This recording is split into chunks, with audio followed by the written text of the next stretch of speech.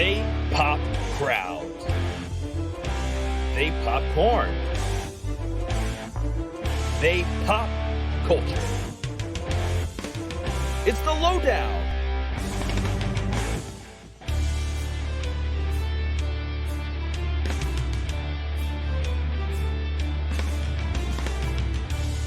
What is up, everyone? Welcome to the latest installment of the Lowdown Popcast. I am the voice of PCW and the voice of Demons Football, Elliot Popston.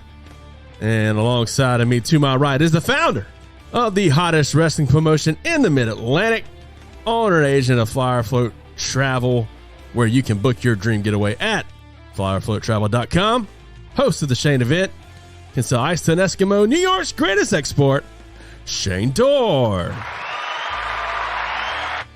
Good morning, Elliot. What's up? How are you? Oh, man, I'm good, man. I'm happy. I'm ready to get this thing rolling. And to our left, six-time fantasy football champion, podcast enthusiast, soon to be Kevin Nash's favorite podcaster, just like his favorite wrestler. He's been known to outwork everyone, although some may argue he just works everyone. With his self-proclaimed hottest Funko Pop collection, not your average wrestling mark, handbook, Johnathan Winburn. Good night, Elliot. What up, J-Dub? I've been working overtime, so Yeah. I'm tired. Tired. Tired. I'm tired, boss. Coffee. Coffee. Coffee sounds good. Coffee does sound good. I do have a load of tea here, too. So Yeah. You know what's funny you say that, because I was actually at Revolution today, and we were talking, I got the lowdown discount, got my tea, and I was like, yeah, well, there's always one of us that, we record at a certain time, and there's always one of us that has a tea. There's only one of us that's ever at the podcast recording with a tea. It's Johnathan, because he makes his last 12 hours, one tea. So there it is. well, this is my second one today. Did you Nice. get this? Did you get the Santa Claus one? So I got the Santa Claus, but I substituted the coconut for banana. Ruined it. But it's fantastic. That's disgusting. No, it's not when you look at the other flavors. It pairs pretty well. B-A-N-A-N-A-S. It's very weird because I read the list of flavors in that one, and it's prickly pear and margarita and all these other flavors that I normally don't like, but then mixed together, it's like, man, this is pretty good. It was good. Delicious. Elliot, did you get a tea today? Or I did. Yesterday? Yeah, my beautiful wife got me a tea. It's a grape one, isn't it? I get the same thing every day. I get the Daphne, add Extra extra grape. I knew it. And lately I've been getting immunity added. Dude, it's what are you immune from? Huh? What are you getting immune from? I'm getting immunity for immunity booster. Oh. I think one time his wife called one in. Might have called it in, they answered the phone. He said, I need a Daphne and extra grape. I said, that's Elliot. Yep, sure was. Bro, I ordered my tea and I drank half it. I knocked it all over the counter, all over the floor. That sounds like something you do. It does. I did not do it intentionally to get another one, but they did give me one. That happened. So they did that. They did that to mine the other day. They knocked it over? The girl was sitting there making it, and I went and grab a rag and just knocked it completely over. I was like, oh my gosh. I got lucky. so They bad. did that to somebody else while I was there.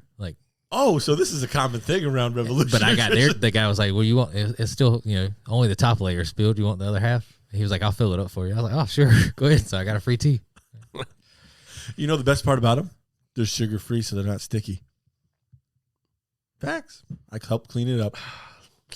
I'm going to disagree with that because I've had a stickiness on my hands from them before. Oh, that's not... That might not have been the tea. Yeah, it was tea. They No. came from the top of the lid. It wasn't tea. Uh-huh. This was literally all over the floor, and I wiped it right up with a rag, and it didn't stick at all. They must have put real sugar Might have in been this. that extra coconut. No, grape. Coconut's gross. It is gross. Wow, y'all agree on that. Yeah. I love coconut. In any form?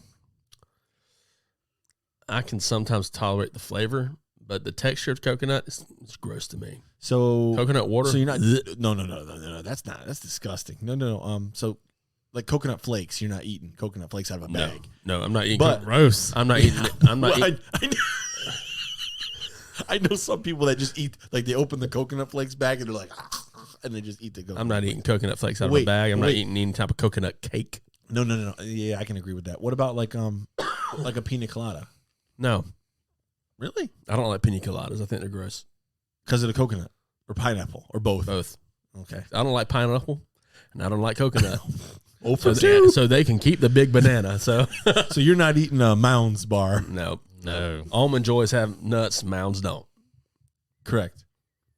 Sometimes Yes. you feel like a nut. Sometimes you don't. I had to think for that. I had to think for a second. It's a little early. Who I saw? Speaking of Mounds, I saw. I think it was Jim Ross on a commercial for Mounds the other day. I saw or heard. Like, yeah, my favorite candy bar is a Mound. Did his mouth move? I thought he might have. I think he might have said that on commentary. It's so- okay. it was- so I'm not dreaming it. It does sound familiar when you said it. I was like, I feel like I remember him He did saying the- something on He did the commentary voice impression. where I was like, what is he talking Yeah, about? he's like, Mounds is delicious, Taz. You know, that's my favorite second. Wow, my second favorite, only to the term yam bag. Yam bag. That never gets old to me. Yeah, none got kicked in the yam bags. Oh man, speaking of wrestling, man, there's some pretty cool things happening in wrestling that we've seen recently. But before we get to that, Johnathan, you got something that we're rolling. Is that what we're doing today? No, Yeah, we can do it today. we can. I didn't know if we were You doing can- it at the beginning of the segment or. Well, this is it. This is it. We're there. We're there. What you is can it? get with this, or you can get with that. You can get with this, or you can get with that. Ain't there songs like I don't know. Maybe I should find that song. No, you could just say the word ECHO. Echo. Oh Yeah. Let's see what you did there. For folks that can't see my beautiful room, Bloop, bloop. I have an ECHO. I have an Amazon ECHO in my wall, and if you say it, it wakes up. Yeah. And, oh, dude, the best part is I'll have to show you off air, but if you whisper to it, like It whispers back. yeah, I'll say, hey, what's the weather today? It'll be like, it's currently nighttime, Shane. And then It was weird the first time. Jonathan. I didn't know it was a little creepy. Jonathan, dude, he's like, what was that? I'm like, it's Amazon. It's always listening. Oh, sorry. Big brother always watching us. Love it. So yeah, I was just thinking that we start a segment, wrestling related, just to kind of get all of our opinions on something, whether it be if we think somebody was more influent, had more influence in wrestling, or who we thought was a better group or better tag team, better champion, just something, just two or three options, and just kind of get everybody's opinion. So the first one I think we'll start off with, who do you guys think had more WWE influence throughout their career, The Rock or John Cena? So you know what I like about this whole segment is like we have no idea who you're going to name here. Like it's just out of the blue. So Similar to what the Shane event has been with guests and stuff. So. yeah, I like being able to speak on something like this without preparing for it because it's unadulterated opinion. So, And then even though we talk all the time about wrestling, it's still things that we don't. I mean, we just talk about wrestling as a whole or moments, but this isn't. My opinion of who has the most influence might be different from yours, and the reasons why are different. Elliot, you want me to go or you want you to go? No, go ahead, man. All right. How many you got? Well, I have a few listed on my phone, but I was just thinking Okay. maybe we just do one or two. Okay. a So week, I'll just- start this one. Since it's your segment, I'll start this one. Elliot, start the second one. Good? So, in my opinion, of course, it's definitely going to change between all of us. I would go with The Rock. Obviously, everybody knows I'm a big Rock fan, right? Big Dwayne Johnathan fan. Join Jonathan. Sorry, I bit my tongue. That's a new intro. I bit my tongue. I bit my cinnamon. See? Exactly. It worked out perfectly. If you don't know that, it's a Rock reference. Game Plan. Good movie. But yeah, that really friggin' hurt. But The Rock, because there's a lot of things. So So you biting your tongue made you say my name. Got it. yeah, Dwayne Johnathan. So thinking back to The Rock's history and lineage with the wrestling business. The Anoa'i family, the Samoan dynasty, from his roots, coming up in the business, 95, 96 to what he was, just a skinny kid, just laced in this like turquoise blue, generic entrance music, but he was destined to be a star. Remember what he finished his first match with? What his finishing move was? A shoulder breaker. A shoulder breaker. So just thinking where he came from, man, and how quickly he ascended. So you go from 95 to 96, you go to 97, 98. Rock's already making a name. He's already becoming notable. He's already making waves. Then you got your Nation of Domination. You got The Rock. You got Rock and Sock Connection.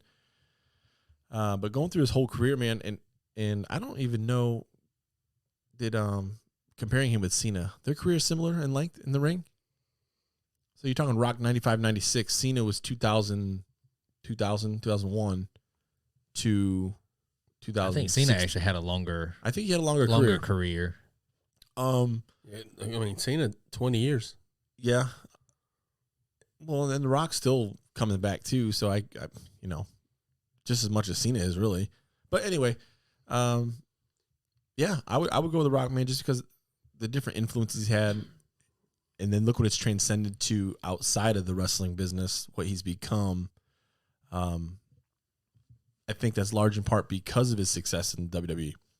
Now, same could be said for Cena too. Even if you look at his short-lived platinum rap career, his rap album was phenomenal, for one. But I think just with what The Rock's done outside of the wrestling business, it's because of his success in the wrestling business. You have things, number one actor in Hollywood for forever, making a ton of money. Not to mention the amazing tequila line, Terramana, the reinvigoration of the XFL. I think all that just speaks volumes to his wrestling success, because I don't think any of that happens without his wrestling success. So to me, I think that's why Dwayne Johnson is the bigger of the two. But Elliot, but before Elliot, so I just want to jump back in and say, so I do think that a lot of his success after or outside of WWE has come from where he was at in WWE, but I try to take that out. Just like who's had the biggest WWE influence. And that's where I was going to say Cena. I think Cena, because you think the past 20 years, he's been the top guy in WWE. Or maybe, the past 2 or 3, he's moved on to Hollywood and stuff and become more of a as needed type of thing. But man, for 15, 20 years, he easily carried the weight of the company on his shoulders. I mean, even in the early 2000s and everything, he was wearing the load a lot. So I think without Cena, you don't have the ruthless aggression era.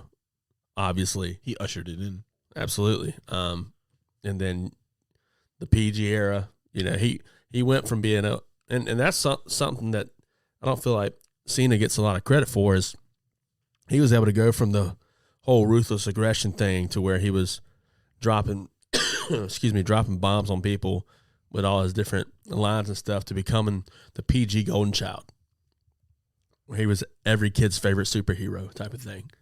So I definitely say when it comes to WWE, as much as I love The Rock and like The Rock more than John Cena, I still think Cena was the one who had a bigger influence. So I could see that.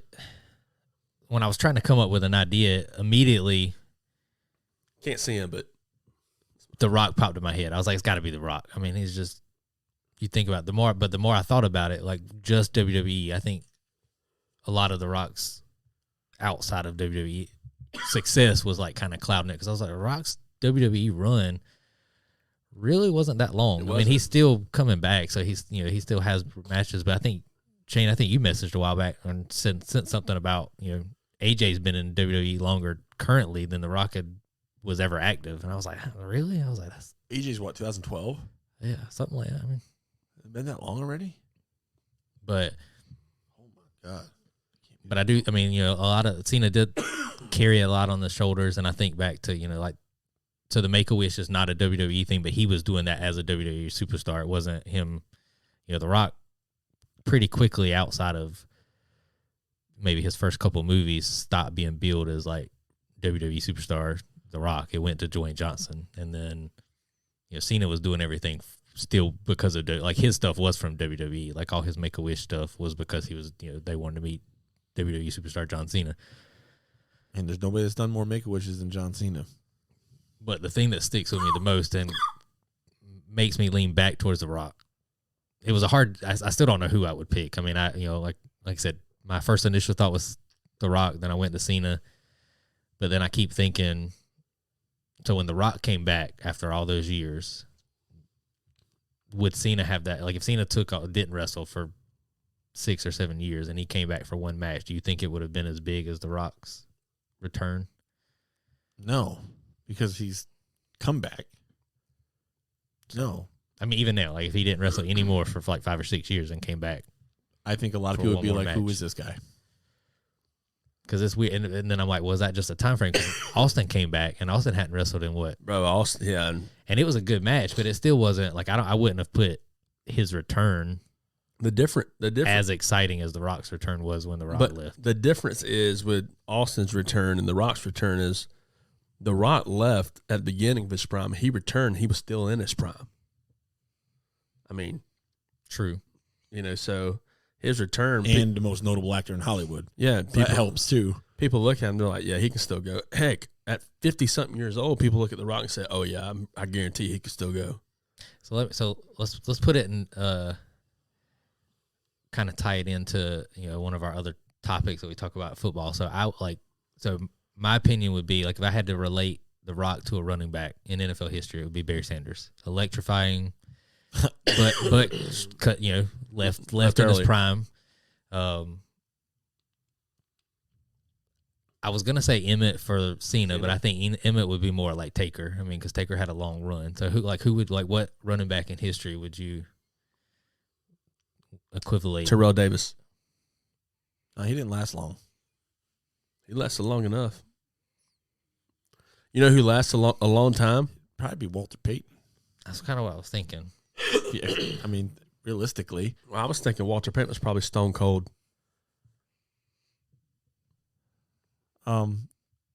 So Walter Payton's what? Number 2 all time, right? In yards. Something like that. Who's number 1? Flair. Number 2, Cena. Yeah. So I mean, I'd probably equate him to Walter Payton. Stone Cold. I mean, Stone Cold, man. So Austin's interesting. Austin's very, very impactful. Austin ushered in an era. Austin's the Dan Marino of wrestling. The what? The Dan Dan Marino. Marino. Austin is John Elway, maybe. So other top running backs in history. So Jim Brown, Walter Payton, Adrian Peterson, Eric Dickerson. Those are just a few, but that kind of people consider the top. So any of those jump out as a John Cena Walter Payton. equivalent? Walter Payton. I mean, to me, it just clicks. And that's not like, even though it's not my number 1, like, even though Cena's not my number 1, obviously, but man, it's not a bad thing to be number 2 in a business that's spanned hundreds of years. If you ain't first or last. And his nickname was Sweetness. See? John Cena. So you calling John Cena sweetness? Yeah. Yeah, I think that's a fair comparison. What else you got? Yeah. What else you got on that list? That list over there. For running backs or the next? No, the no. Whatever this next or that? topic. This or that. You can give it. That's fun. Creates good dialogue. Elliot's gonna lead this one though. This one, yeah. So just think 90s, 90s, early 2000. Sting or Taker? Oh, Sting. more important to their whatever to company. their brand, to their company. in the 90s. Well, we got to get specific here. So here's my thing. Sting was WCW. Sting through and through. WCW, he carried them a lot. Can we lock down this time period, please? I'm trying to think because WCW You said 90s, 2000s. Okay, well that's 90s, early 2000s. 20 years. No, he said 90s, early 2000s. Yeah, I mean, WCW ended in what, 2001? So you ain't got much. Elliot, you okay over there? All right, man. It's that dang Bengals jersey. Who was more important to their company, Sting from 90 to 2000 or Taker from 2000, 2010. 94 to 2004? Okay, let's just pull out the years and just say who was more important, who was more vital to their company. All right, so Period. So Sting, I think that'd be easier. Sting didn't have 20 years with WCW that Taker had with WWE. However, But I'm still going to say Sting was more important to WCW. For the simple fact that I don't know many people that when they think WCW, they don't think Sting. When you think WWE, heck, we've already mentioned 3 or 4 people already with WWE, and none of us mentioned Taker. It was Ric Flair, John Cena, until the Emmitt Smith thing. I don't think Ric Flair of WWE. When I see Ric Flair, on my Mount Rushmore, he was number 1. So I've always struggled with Ric Flair WWE, Hogan WCW, or vice versa. I think more people equate Hogan with WWF back then because of him and Andre. But WCW, for me, it's always the Four Horsemen and Sting. That's it. And not anyone specific in the Four Horsemen. It's the Four Horsemen and Sting, and then later the NWO. That's it. With WWF, eventually I get to Taker. But I primarily thought, especially in the 90s and 2000s, for me it was always The Rock, Stone Cold, DX. Okay. I didn't like the Ministry, so I'm going to talk about both. Then I'm going to go with my favorite. All right. So one thing we're forgetting about Sting here is that not only did he carry WCW on his back, but he carried TNA on his back. Yeah. From 2001 to 2007, 2008, right? At least. However, not so fast. I pulled college football reference. I'm going with Undertaker. Because we're asking which one was more influential on the company they were in? Is that what you're asking? That's what he's asking. Which one was more influential or which one was more important to their company? It's the same thing. It's synonymous. I don't think so. That's another conversation. No, I don't think that's the same. Johnathan, you want to re-ask your question? More important To their company. I'm still going to say The Undertaker. Now, so we're talking a guy who is a 6'10", 6'11", 300-pound monster of a man that lasted from 1990 at least. That's when he debuted in Mean WWF Mark as The Undertaker. He showed up 1990 at Survivor Series, and he lasted 25 years or more with the same company, right? So not only did he ushered in things that he did with WWE. So obviously he's a multi-time World Heavyweight Champion, multi-time WAF, WWE Champion, Universal Champion. He ushered in the Hell in a Cell. He ushered in the Inferno match. He ushered in the Ministry of Darkness, the corporate ministry, the American Badass Undertaker, the Big Evil Red Devil Undertaker, the Phenom Undertaker, all these different incarnations that meant so much at any given time that it was on TV. Paul Bearer, the matches that he had with Yokozuna and Mankind and Hogan and Flair and Sid and The Rock and Stone Cold Kane. He worked with all the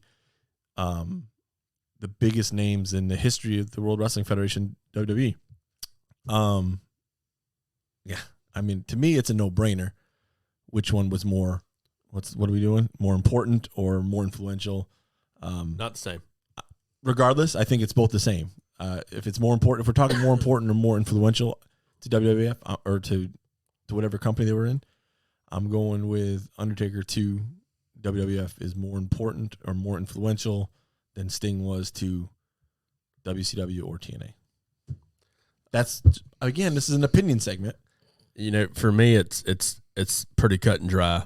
Name me someone outside of Flair and Sting up until the demise of WCW. You know, you had NWO, you had the Four Horsemen, and you always had Sting. Goldberg was huge in WCW. Goldberg was a very short amount of time, but you were talking about the 90s, but all the 90s. Yeah, but I mean, Goldberg was... Yeah, but even up to 2001, you know, Goldberg had his spark, but when you got to 99, Goldberg was losing. He didn't have that spark anymore. People were seeing him in the ring. They were like, same stuff, different day. Well, I mean, if you think back to, but think back to all the outside the names of just Sting to WCW. WCW is the land of the cruiserweights, so you had all these guys like Psychosis and Juventud Guerrera and Billy Kidman and guys like Raven and there was a lot of names in WCW. But again, when you talk about WCW, though, nobody talks about them. They talk about Sting. So let me ask it in the same question, but just kind of in a different way. So if you took Sting completely out of WCW's history, how do you see it? Non-existent. Compared to if you take Taker out. You take Taker out of WWE, and to me, I completely disagree. You have all these big because you have a trillion big names in WWE. Yeah, but none of them are the Undertaker. And Vince McMahon made the Undertaker. The Undertaker did not make WWE. Yes. No, the Undertaker. No. Mark Calloway made the Undertaker. No. Period. There's nobody. Even Vince McMahon says it. There's nobody in the history of professional wrestling that could have been given the Undertaker gimmick, but Mark Calloway made it work. Nobody. I agree on that, but you think, but so WWE and it's hard because I know you love Sting. It is. I am biased. I mean that was going to be my answer, but it's not clear. I mean it again. It's kind of going back to the Cena Rock thing. Like Taker's career was 30-something years, so it's hard to, you're talking about all this. But if you took 30-something years with the same company, I think that's a key point here. Well, Sting probably would have been with WCW for 30 years if they would have still been in business. But if you took Taker out of WWE, just think Attitude Era. All right, we'll just the 90s. You take Taker out of WWE. WWE still gets to where they're at because Attitude Era was more DX, Stone Cold, and The Rock.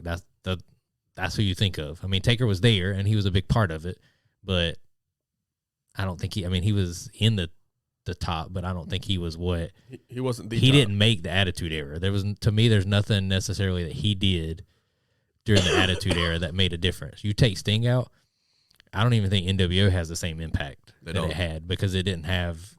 I mean, they were running through WCW, and it wasn't like it was their feud with Sting that made them seem like that made them the bad group that they were. I mean, you take that out until Goldberg came along, there wasn't a face on the roster that could have went toe to toe that would have had the same impact. Yeah, well, I mean, there's. I mean, what in the 90s? What was Taker's biggest match? In the 90s, probably Hell in a Cell. I think with Shawn Michaels was the big one. You're talking 97 or 98. I think Hell in a Cell with Mankind. That was 98. So the other one was 97. I think those are equally big. I think the Inferno match with Kane, the whole storyline with Kane, I think is right up there. I mean, it's hard, man, because I think not necessarily that they're the best matches, but the stories they told, I think, are undeniable. I mean, I don't think Sting necessarily had the best matches. Going back and watching a lot of stuff from the 90s, his was more of the character. Now Sting was the matches, but his biggest match was obviously Starrcade '97, and that was the big one. I mean, but that was a lot. I mean, the match itself didn't go the way people wanted it to. The entrance is beautiful. Other politics involved in that, but I mean that's by far the biggest match. I think that's one of the biggest. I mean, that could be the biggest match of the 90s. I just from think, an impact standpoint. Like I go back to the Undertaker and what going back and talking about what he meant to a company, right? So Hell in a Cell, the Inferno match. I forgot the casket match, the match with Mankind in the Boiler Room Brawl. I just think there's so much going to like the stupid segments with Tommy Dreamer and making Tommy Dreamer drink his spit. I just think like there's all these memories, man. Gimmick matches. Yeah, I have a lot of good memories of Sting. I have a lot of good memories of Undertaker because those are the two I grew up on. Those are my two favorite pro wrestlers, right? Because in my mind, the best pro wrestlers aren't necessarily the best wrestlers, right? They're the ones that can captivate you the most, work a crowd, heel face, make sense, psychology. So Taker and Sting are my 1 and 2. I can't put them in any sort of order. They're interchangeable to me, but importance, influential. I mean, I think over the career, To the company. it's got to be Taker because of longevity. Boneyard match, because of longevity. During COVID. I mean, Because of longevity. But I think if you just look at the time where both companies were their most important in their histories, Sting had more of an impact on the company than Taker did for WWE. how about hanging Boss Man from a cell. Come on. I just think there's just so many more moments with Taker that stick out. There's also 20 more years with Taker. I mean, No, I'm in the same window. I'm going from 1990 to 99. All this stuff I named is in the same window. yeah, and most of that stuff you've named But I can has almost never recall. even stuck out to me. You don't remember the Inferno match with Kane? The whole Kane point- lighting his arm off? I mean, Yeah, I mean, I just remember memory. it, but it was, but I have more vivid memories of like pretty much every week on Nitro.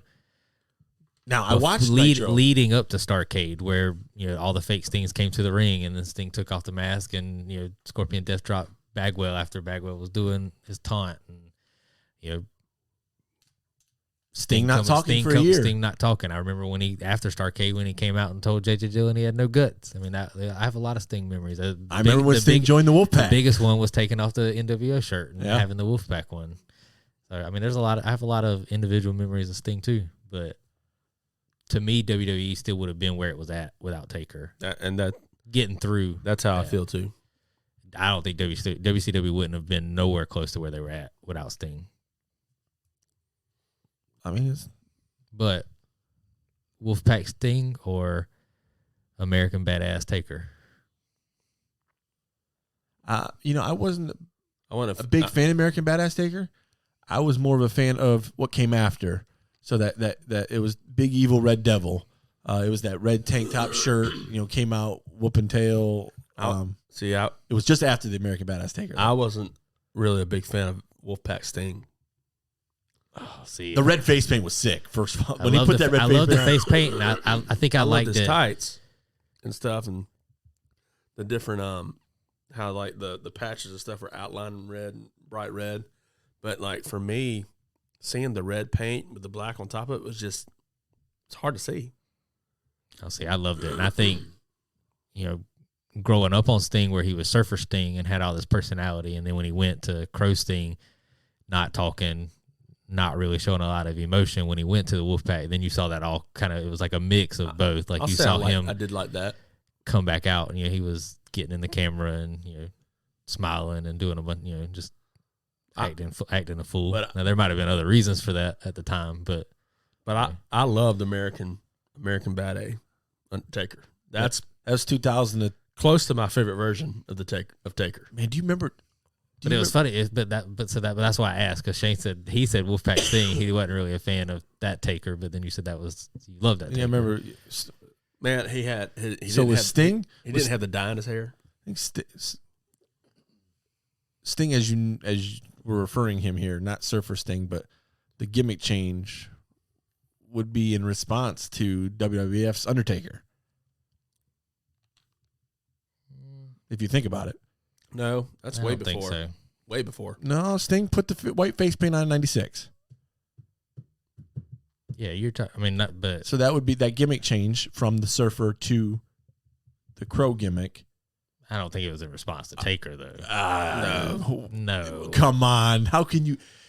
A guy that doesn't talk, a mysterious character. I'm talking the initial incarnation of the Crow Sting, where he doesn't talk. He's up in the rafters. The Crow. that had a big influence. Brandon Lee's movie, obviously, but, but I'm just saying that the general character is in response to WWF's Undertaker. It has to be. I don't see that. I disagree. I'm not saying this is their version of him. I'm just saying the character creation, the idea, not where they got their influence from, the movie, but the hey, WWF's got this character. We need something. WWF had that character for what, 5 years? Yeah, but it got hot. It got really hot. It was already hot. They had to come with a response. Nah. Well, I would. We would reaching. We would need somebody. We need to get Lodi on the air. You talk to Lodi wouldn't know. Maybe you would. We have to talk to somebody because I definitely think Brandon Lee's movie was phenomenal. Jim Crockett. It's my favorite movie of all time. Promotions. The original Crow is phenomenal, and I definitely know that's where they got the face paint influence. I don't see it. No, no. But The lines went a different way. But I definitely think the shift of Sting was definitely in response to. I just don't see it. yeah, I think even if Taker was never in the picture, it would have still happened like that in WCW. I don't think Taker had anything We'll to never do know, with this change. but They had to have a response to the NWO. Who? WCW. They had to have a response to the NWO. And the only way to get a big response was NWO is WCW's. I'm saying WCW had to have a response to the NWO showing up. Somebody had to answer the call. Yeah. And the biggest player, The face of WCW. Sting. And it made it more, you were unsure because he was black and white. Yeah. And that was the NWO. But I've said a lot of stuff about Sting.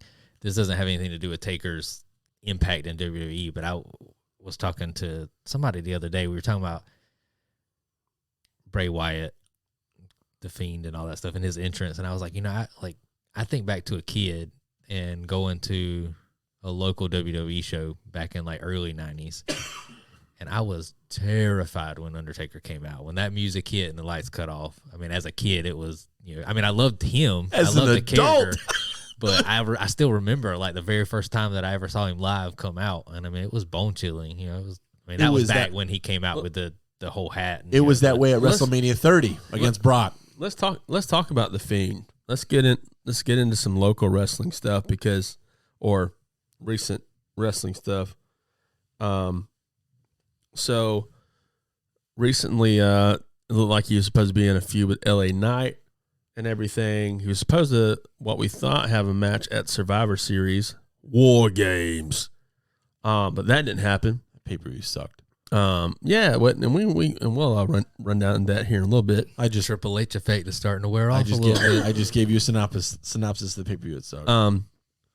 But rumors are they're pushing that to the Royal Rumble. Pitch black. the pitch black match. Jesus. This makes keep going, Elliot. No. That's where I was going. Comments, snide remarks, thoughts. Vince is back in power. It was me, Austin. I'm not making judgment because the reason is because it's reported on a dirt sheet, and we know how dirt sheets are. Johnathan is totally anti-dirt sheets. I mean, don't get me wrong, I get most of my news from there, but I just take everything with Grain of salt. That whole thing with Meltzer that we're that we were talking about. Nah, man, I'm not. Look, honestly, at this point, anything that Meltzer says, I'm just like, okay, let's just go with the opposite. Yeah, I know it's so bad. Like even if it's true, it's just I'm not giving him credit. The Fiend's entrance. Let's start there. The Fiend's entrance is beautiful. That music. You mean Bray Wyatt's entrance? Yeah, I'm sorry. Okay. Whatever. Yeah, Bray Wyatt. I'm sorry. Bray Wyatt's entrance today. Yeah. Is my favorite Bray Wyatt entrance ever. The music, the lyrics, the sound is phenomenal. The crowd loves Bray Wyatt. What are they about to do to him? I don't know. I love the multiple personality things and the combating each other. And ultimately, it's going to reveal all these different people, I think. I don't know how they're going to do it. But it's different. It's intriguing. I watch WWE TV looking for what he's going to do, right? Bray Wyatt has got my attention. At what point do you feel like, okay, it's too long? They're drawing this out too much. Well, we're getting there. Or do you, we're getting there to the point where nothing's happening, nothing's materializing. It's still the promo in the ring, interruption. Doctor, what's his name? Well, not Doctor.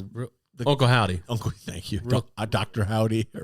Real quick, just answer. I don't need a big discussion, but you said you watch WWE TV every week to see Bray. I do. What's going to happen? Okay. The Sting Taker argument. In the 90s, what did you watch WWE for Taker? I didn't, because I was in the 90s. I grew up watching WCW. But what did you watch WCW for to see Sting do? Show up in the rafters. I remember that was the weekly thing. Always in the rafters. So to me, that would be more of the biggest influence thing. Like I watched WCW to see what Sting was going to do with the NWO. But I didn't get to watch WWF because I wasn't allowed. Well, I wasn't able to stay up that late. But the only reason I would have watched WWE to see what Taker was going to do was when he was doing the stuff with Kane. But it was just because that was different. It wasn't my top storyline. But I think Sting and NWO was the top story. See, I watched WWF, and we'll get back on top. But I watched WWF back in the day to see what The Rock and Stone Cold were going to do. I care less what Undertaker was going to do. Yeah, see, and that was always the good stuff in the later part of the show. You know, my TV was off. Mom wouldn't let me do that. All right, so circling back to Bray Wyatt and I everything. didn't mean to get off topic. It just when it happens. I was like, okay, well, he saw an in. All right, we're good. Let's circle back to Bray Wyatt. So, favorite part so far, his new entrance. His entrance is phenomenal. It's getting dragged out a little bit here. LA, this whole thing has really shined a light on LA Knight here. LA Knight, who sounds just like Dwayne Johnson, by the way. He is money. Oh yeah. Like I see a United States Championship, I see an Intercontinental Championship, I see something on him. He looks like $1 million. He sounds like $1 million. And his promos are amazing.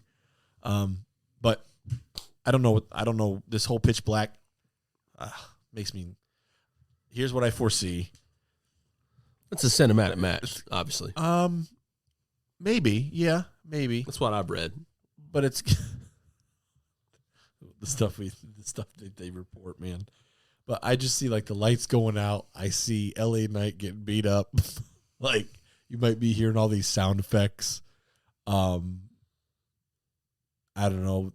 Lights turn red. There's the Fiend. Lights off. I think it's going to be where you see all these multiple personalities at one time, like destroy LA Knight, and he's going to be left in a pool of his own blood or something, and that's it. That's what I like. That's the only thing my mind can fathom. What do you think? Yeah, I'm not sure where they're leading, to be honest. Yeah,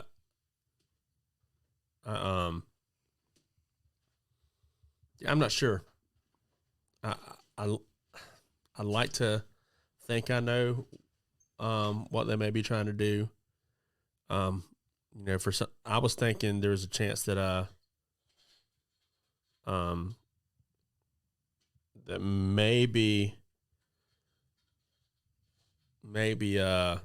he was going to be LA Knight was going to be like Ramblin' Rabbit or somebody. But I don't know, man. I do think LA Knight's got it, whatever it is. I definitely feel that. Total package, bro. Looks, sound. He does sound a lot like Dwayne Johnson on a mic. It's really scary. He's so good, dude. What do you think, Jonathan? What are they going to do? What are they doing with Bray? What are they doing with our boy Rotunda here? I think Pitch Black is actually referring to Vin Diesel's character in the Riddick stuff. I think Vin Diesel shows up. Oh God, that's something they would do. Proves he's a better. The Rock would come out. Yeah, I was gonna say proves he's got that step up on Dwayne. Setting up for the WrestleMania match in Hollywood. So speaking. You imagine end all feuds. Yeah. Oh my God, I can actually see them doing that. That's why it's. Winner leaves the Fast franchise, or loser leaves the Fast franchise. Oh, yeah. Well, that's over. Anyways, No, we got a couple more yet. Rock's gone. Oh, yeah. Yeah, he's already gone. Ben kicked him out. Well, but while we're still in WWE and everything, you talked about an amazing War Games. Had moments. As Shane mentioned. That whole pay-per-view was ruined by Ronda Rousey. Yeah. The whole pay-per-view was ruined by her and her alone. I didn't watch. I wasn't able to watch was rough. a lot of the pay-per-view. I did see bits and pieces. I saw the end of the main event and a few other things, but reading your messages in the chat I knew it was during the Ronda match. It's just by the way you were talking in the chat, And everything I've read afterwards said it was awful. And I was a Ronda guy, right? Like I thought, her crossing, from mixed martial arts, UFC to WWE was great for business. I thought she showed signs of brilliance, and I still think she shows signs of brilliance. Mainly her jiu-jitsu takedowns and stuff I think are friggin' phenomenal. Yeah. But man, you come a point where you can't take a bump. You've now been in this business, a couple years now? Years. Well, we said a couple years. She was gone one. And you're not improving. You're getting worse, and it's going to get somebody hurt, if not yourself. I think she's maybe stopped in her training. Maybe it's gotten her head a little big, but she's getting rustier. So let's go through it real quick. Your first match of the night was a women's War Game match. You had Team Belair versus Team Damage Control. Team Belair was Bianca Belair, Becky Lynch, Asuka, Alexa Bliss, and Mia Yim. Team Damage Control was Bayley, Dakota Kai, Io Sky, Nikki Cross, and Rhea Ripley. With Team Belair with the win. Pretty good, solid match. It's all right. Bleacher Report gave it a B-. Yeah, I mean, B for booty. Because that'd be Rhea Ripley. About the only thing I remember from that match. Didn't Becky do a leg drop off the cage onto some tables? Yeah, so that ended the match. Yep. And that ended the match. Yep. Giant leg drop from Lynch. Okay.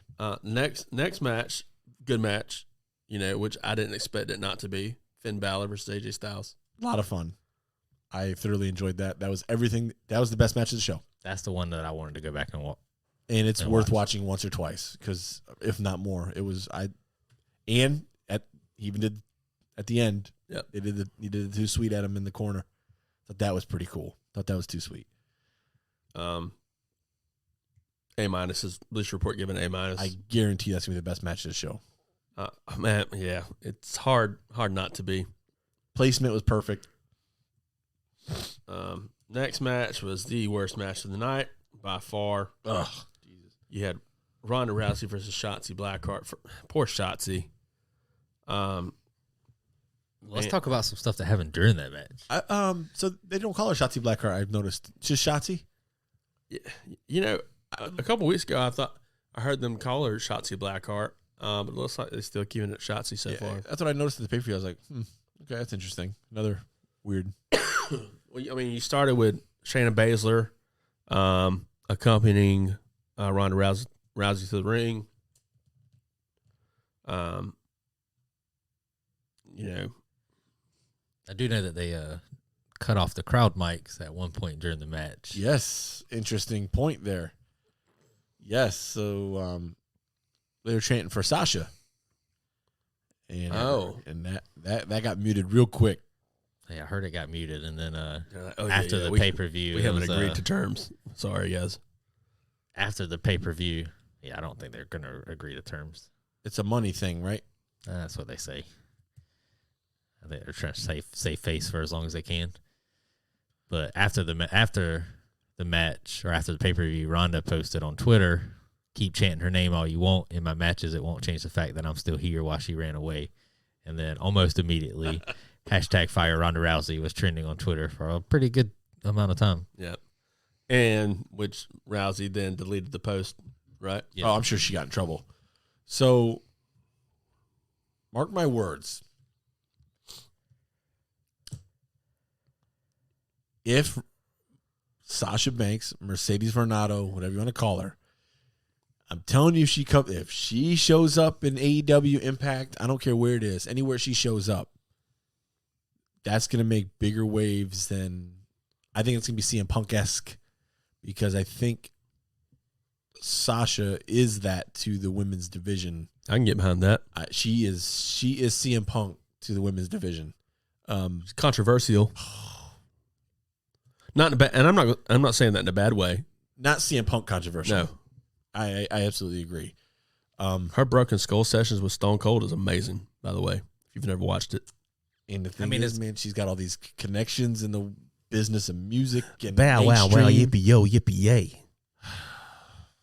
Sipping on gin and juice. I mean, that's just on the music side. I mean, she's in TV shows. I mean, She's model. to me, she's from a culture impact, like pop culture, whatever, however you want to word it, is probably the biggest women's star that any like female wrestling has seen. I think she could easily be the women's version of Dwayne Johnson.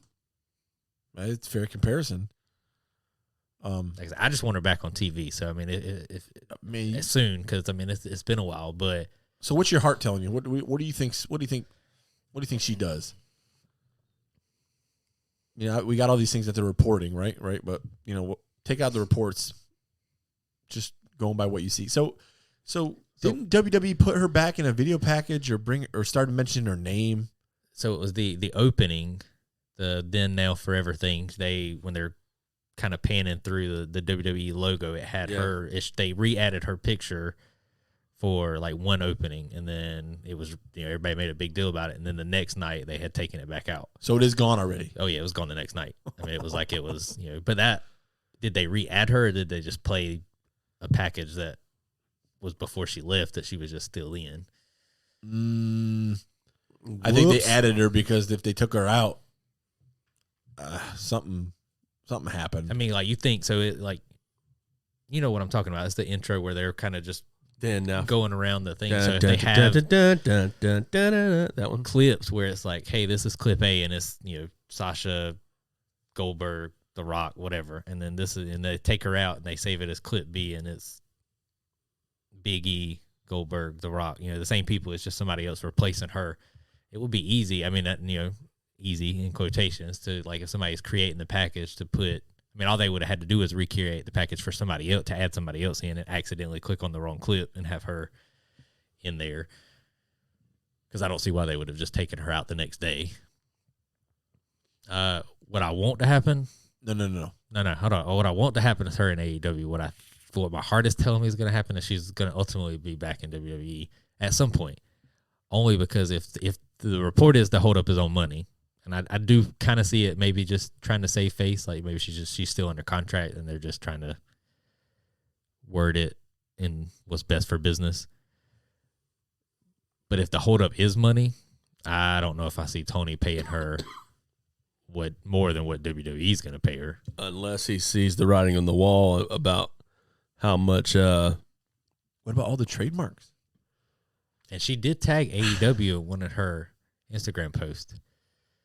She was training. Now she tagged WWE too, but it was her. I think it was her video where she was training with Juventud, and she did. I mean, it was like 20 hashtags, but it said like hashtag AEW, hashtag WWE. But on that same token, where's Naomi? See that, and that's why because they keep getting. I mean, they left together. I think. Not necessarily that they show up together, but I do think that they're kind of tied together. Like where one goes, I think they both go. And it's hard for me to see Naomi going somewhere else with everything that's going on with the bloodline and Jimmy and Jay and stuff. So, I mean, unless you got Miro. Well, Miro. I was gonna say Miro and Lana, but Lana's not on WWE TV either. You got Mia Yim and Keith Lee. Yeah. And I don't think Keith Lee ever goes back to WWE. Ever. Not He's at having, least. he's having a great time, I think. Him and Swerve's about to put on a heck of a show together. So, Well, what else? We had that was the women's match. The women's match got us off on a tangent. It was that bad. It did. I had to go down so many rabbit holes to come up with some interesting conversation to cover up for how bad that match was. So, Was that a D? Bleach Report gave it a C, Oh, but I think they're just trying to, Bleach Report, they favor WWE a lot. there is no way any match on this card is lower than that. If it is, this whole show is discredited. I mean, this whole write-up. So the next match I thought was a pretty decent match. Okay. Triple threat, United States title. Bobby Lashley versus Seth Rollins versus Austin Theory. I loved the way it ended. And I felt like it was going to end that way.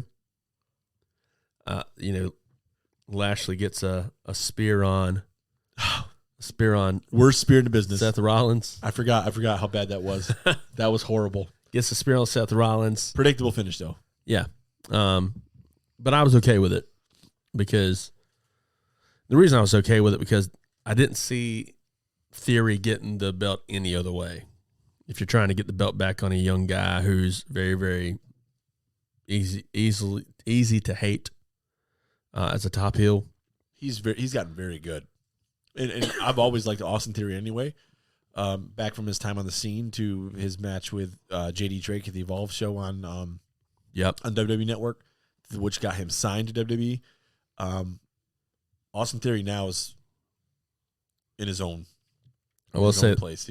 the spot of that match was definitely whenever Seth Rollins hit the curb stomp on Lashley by jumping off Theory's back. That was pretty dope. Lashley sold that amazingly well too. Bleach Report gave it a B-. Okay, better than the Ronda match. All right, perfect. I agree. And the last and final match of the night was the men's War Games match where you had the Bloodline versus the Brawling Brutes with Drew McIntyre and Kevin Owens. That match was a lot of fun. It was, and I loved the ending. I do think eventually it is definitely going to lead to Sammy doing something. I mean, he's gonna F up, fall out of the group somehow, or something's gonna happen. But seeing him take out KO, and then the whole interaction that followed with him and Jay, who was paying homage to Dusty Rhodes, by the way.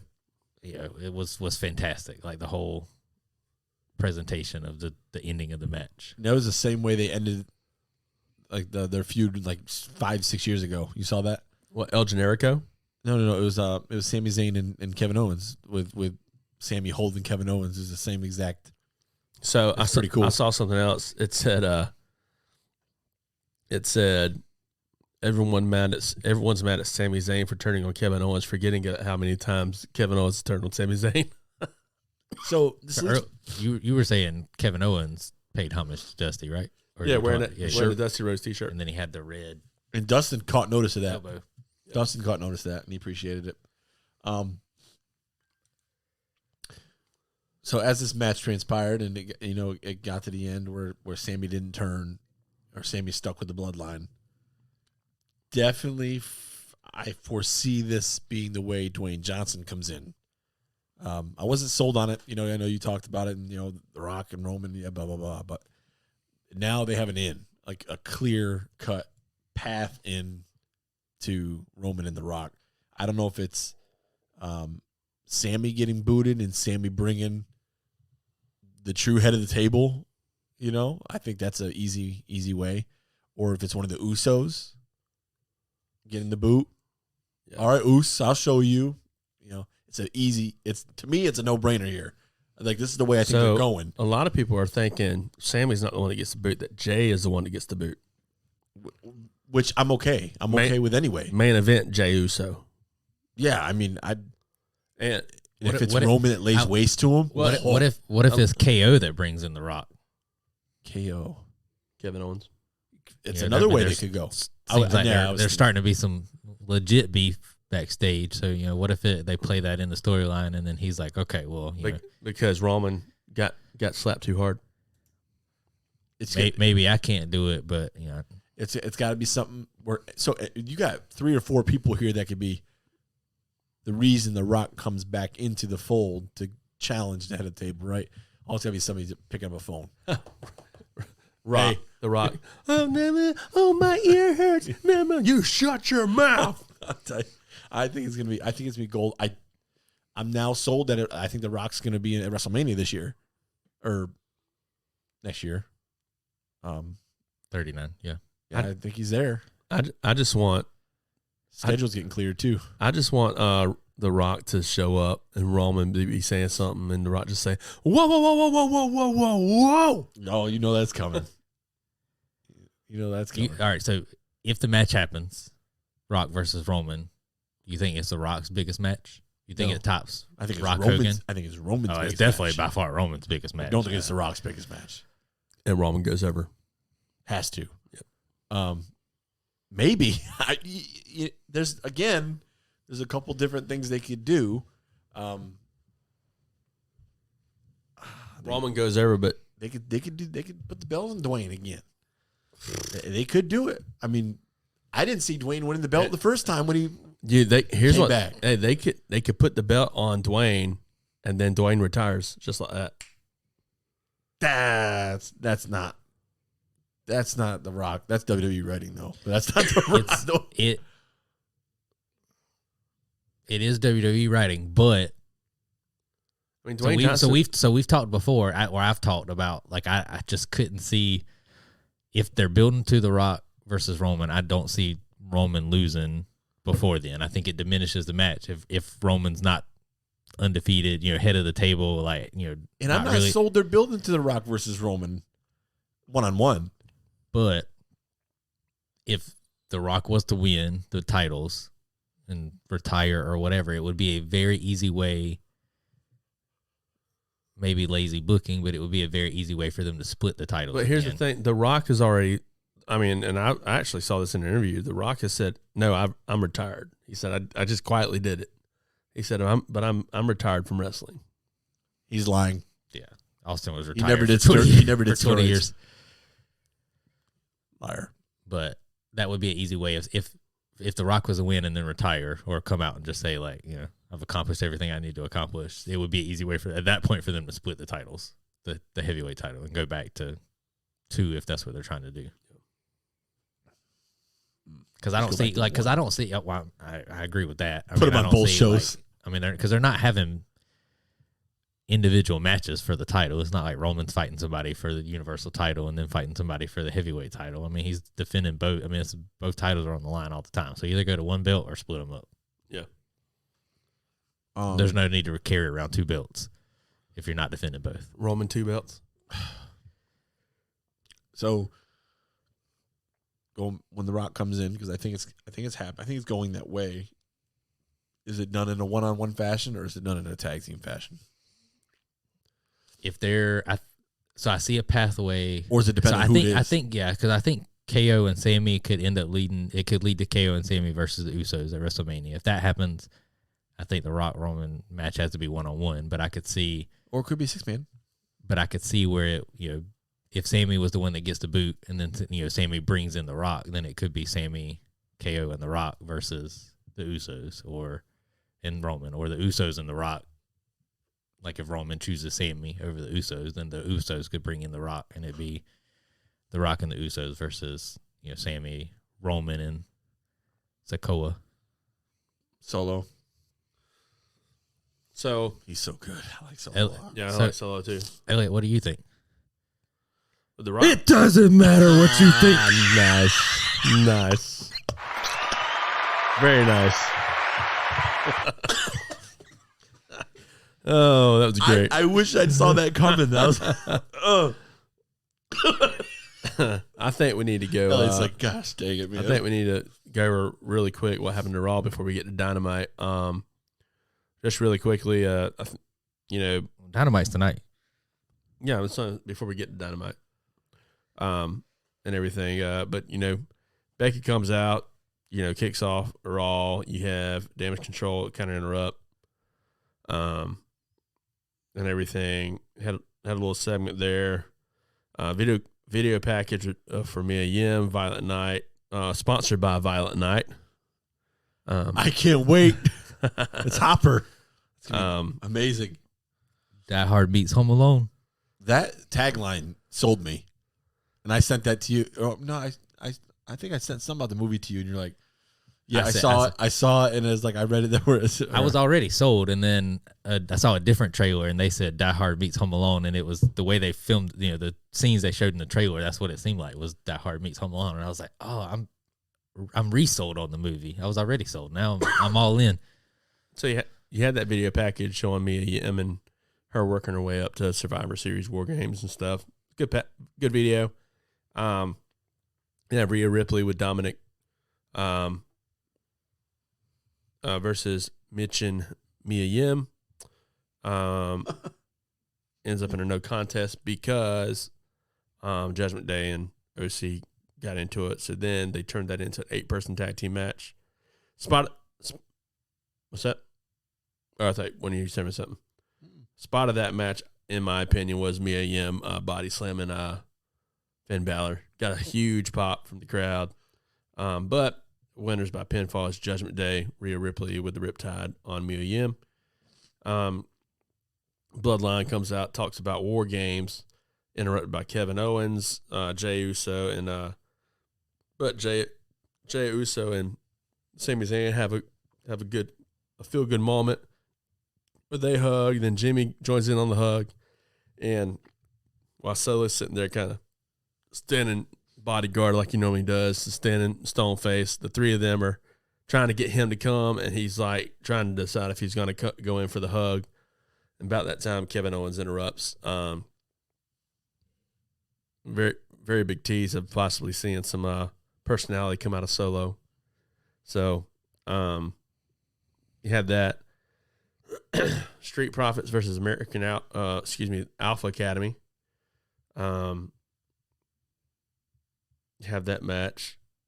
Street Profits win by way of pinfall. Austin Theory addresses the crowd with his victory. Seth Rollins interrupts. Seth Rollins paying homage to Nikki Bella with his outfit. Yeah. Seth Rollins interrupts, though, and says one thing to Austin Theory that Austin Theory can't stand, and he calls him kid multiple times. So, got that. Then you have the Anything Goes match with Dexter Lumis versus The Miz.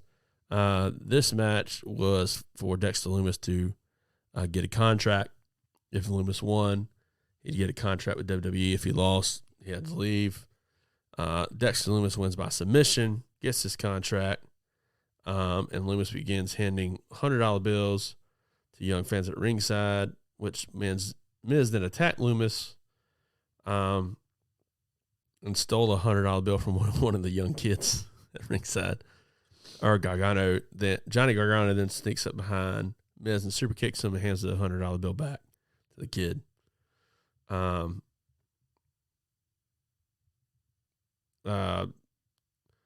They played other replays of Becky Lynch brawling with Damage Control at the beginning of the show. Dakota Kai comes out. She has a match against Candice LeRae. Winner by pinfall is Candice LeRae. Then I think the final match was Kevin Owens versus Jey Uso. Your winner of that match. After interference failed with Solo, Kevin Owens gets the stunner on Jey Uso, wins the match, and that wraps up your Monday Night Raw. Wasn't very eventful in my opinion. I felt like they could have done more, especially coming off the pay-per-view. But it was what it was. I think what I'm noticing is Monday Night Raw is not their A show anymore. It's definitely SmackDown, in my opinion, and that's what I've been kind of noticing. At moments y'all get to catch Raw because I know schedules can be crazy with kids and work and all that. Do y'all kind of feel the same way? Oh, I thought Raw's been the B show for quite a long time. I just think now it's becoming WWE being more confident in that same fact, or sold on that fact in itself, is that they accept it, that Raw is its second show. I mean, once the move was made to put SmackDown on Fox, it was bound. Raw was bound to be the B show at some point shortly after, because Fox comes on local TV. I mean, it's not. I mean, you don't even have to have cable. You get an antenna and you can pick up Fox most places. So I think it just has the reach to hit more people. But now you also have renewal coming up. Yeah, TV rights. There's going to be a bid, and I'm sure there's going to be a bid. I mean, somebody's going to go, maybe not outbid Fox, but somebody's going to come in and probably offer something that WWE would think twice on, So Fox is not going to be outbid by anybody, I don't think. So we're going to see, that's why WWE is going to give them their best product. That's why they get Bray. Who else? Roman. Roman don't really show up on Raw much. And he's the Universal Champion. Yeah. Moving on from WWE to AEW Dynamite, which is tonight. Let me guess. Young Bucks versus the Elite. I mean, the Elite versus Death Triangle. Yes. You had to think on that, Elliot? No, I was just messing with them. They're going up 3-0. That's Boston definitely Red Sox. what they're doing. I called that. Shane called it. So we'll hear from AEW World Champion MJF. The Devil will get his due. He'll hopefully elaborate on. Can we just William Regal? How awesome is it that MJF is the freaking World Heavyweight Champion? Period. Yeah, it is. But the same thing that we just talked about with Raw and what they could have done after the pay-per-view. I think this is not the first time that AEW's done it too, but have him on the show after the pay-per-view. We don't need a week to let it marinate before he comes out to do a promo. I mean, should have opened the show. Well, and I think we've found some stuff out with that as well in regards to Stokely Hathaway mentioned in a recent interview that originally the firm was not supposed to be working with MJF. They were supposed to be working with CM Punk. He gone. And then he also stated, but the person we were supposed to work with is no longer in the company, and which he later said CM Punk, whatever his status is, type of thing. I think he realized what he said and then had to kind of brush it up. But I read it, and I think to me it sounded more like he was just saying he's not here currently, and then. I mean, because I don't think he would have been the one that he could have, but he's not going to be the one that leaks that CM Punk's not officially there. Well, it started because of they mentioned both. They mentioned the injury, but they also mentioned the media scrum, post scrum, whatever, debacle, whatever you want to call it. So I've said all along, I think Punk's coming back. I think Punk's coming back more now than ever because of Meltzer. No, because yes, because he's saying that he's not. He was originally saying he's not, and he's changed his mind multiple times. But I think the more I watch TV, and the more I see the Elite make fun of the situation, the more I think it's going to turn. I think it was something serious, but I think it's going to turn into a work. You think they've probably behind closed doors said, "Hey, you know what? Both of us were in the wrong," type of thing, and heck no, I don't see that. But I think, because Kenny came out before Dynamite last week and was we're adults, let's put it behind us, and then turned around on Dynamite and did the go to sleep and did the GTS and all this other stuff. So I think at this point, I think it's starting to turn into a work. I mean, this week Kenny's going to run out carrying a dog. Oh, named Jerry. I was going to say Gary. Or he come out with a Save Larry shirt on or something. There's gonna be something. Dude, else what this if week. if he wore a shirt that said "Save Larry" and it showed Kenny holding a dog that looked like Larry on his shirt? Oh, please let that happen. Jonathan would laugh. I would laugh. And Jonathan would be like, "That's petty." It is petty, but I think it's all. If Punk's back, I think it's all. I mean, it's all. He's not back, guys. Sorry. Okay. So, I'm sorry. well, I got an insider. Dave Meltzer. I had an insider this week. We'll get to that. Yeah. We also had Jade Cargill's TBS. We'll have Jade Cargill's TBS championship celebration. Now, speaking of the Jade thing, no quotes. So Jade, No quotes.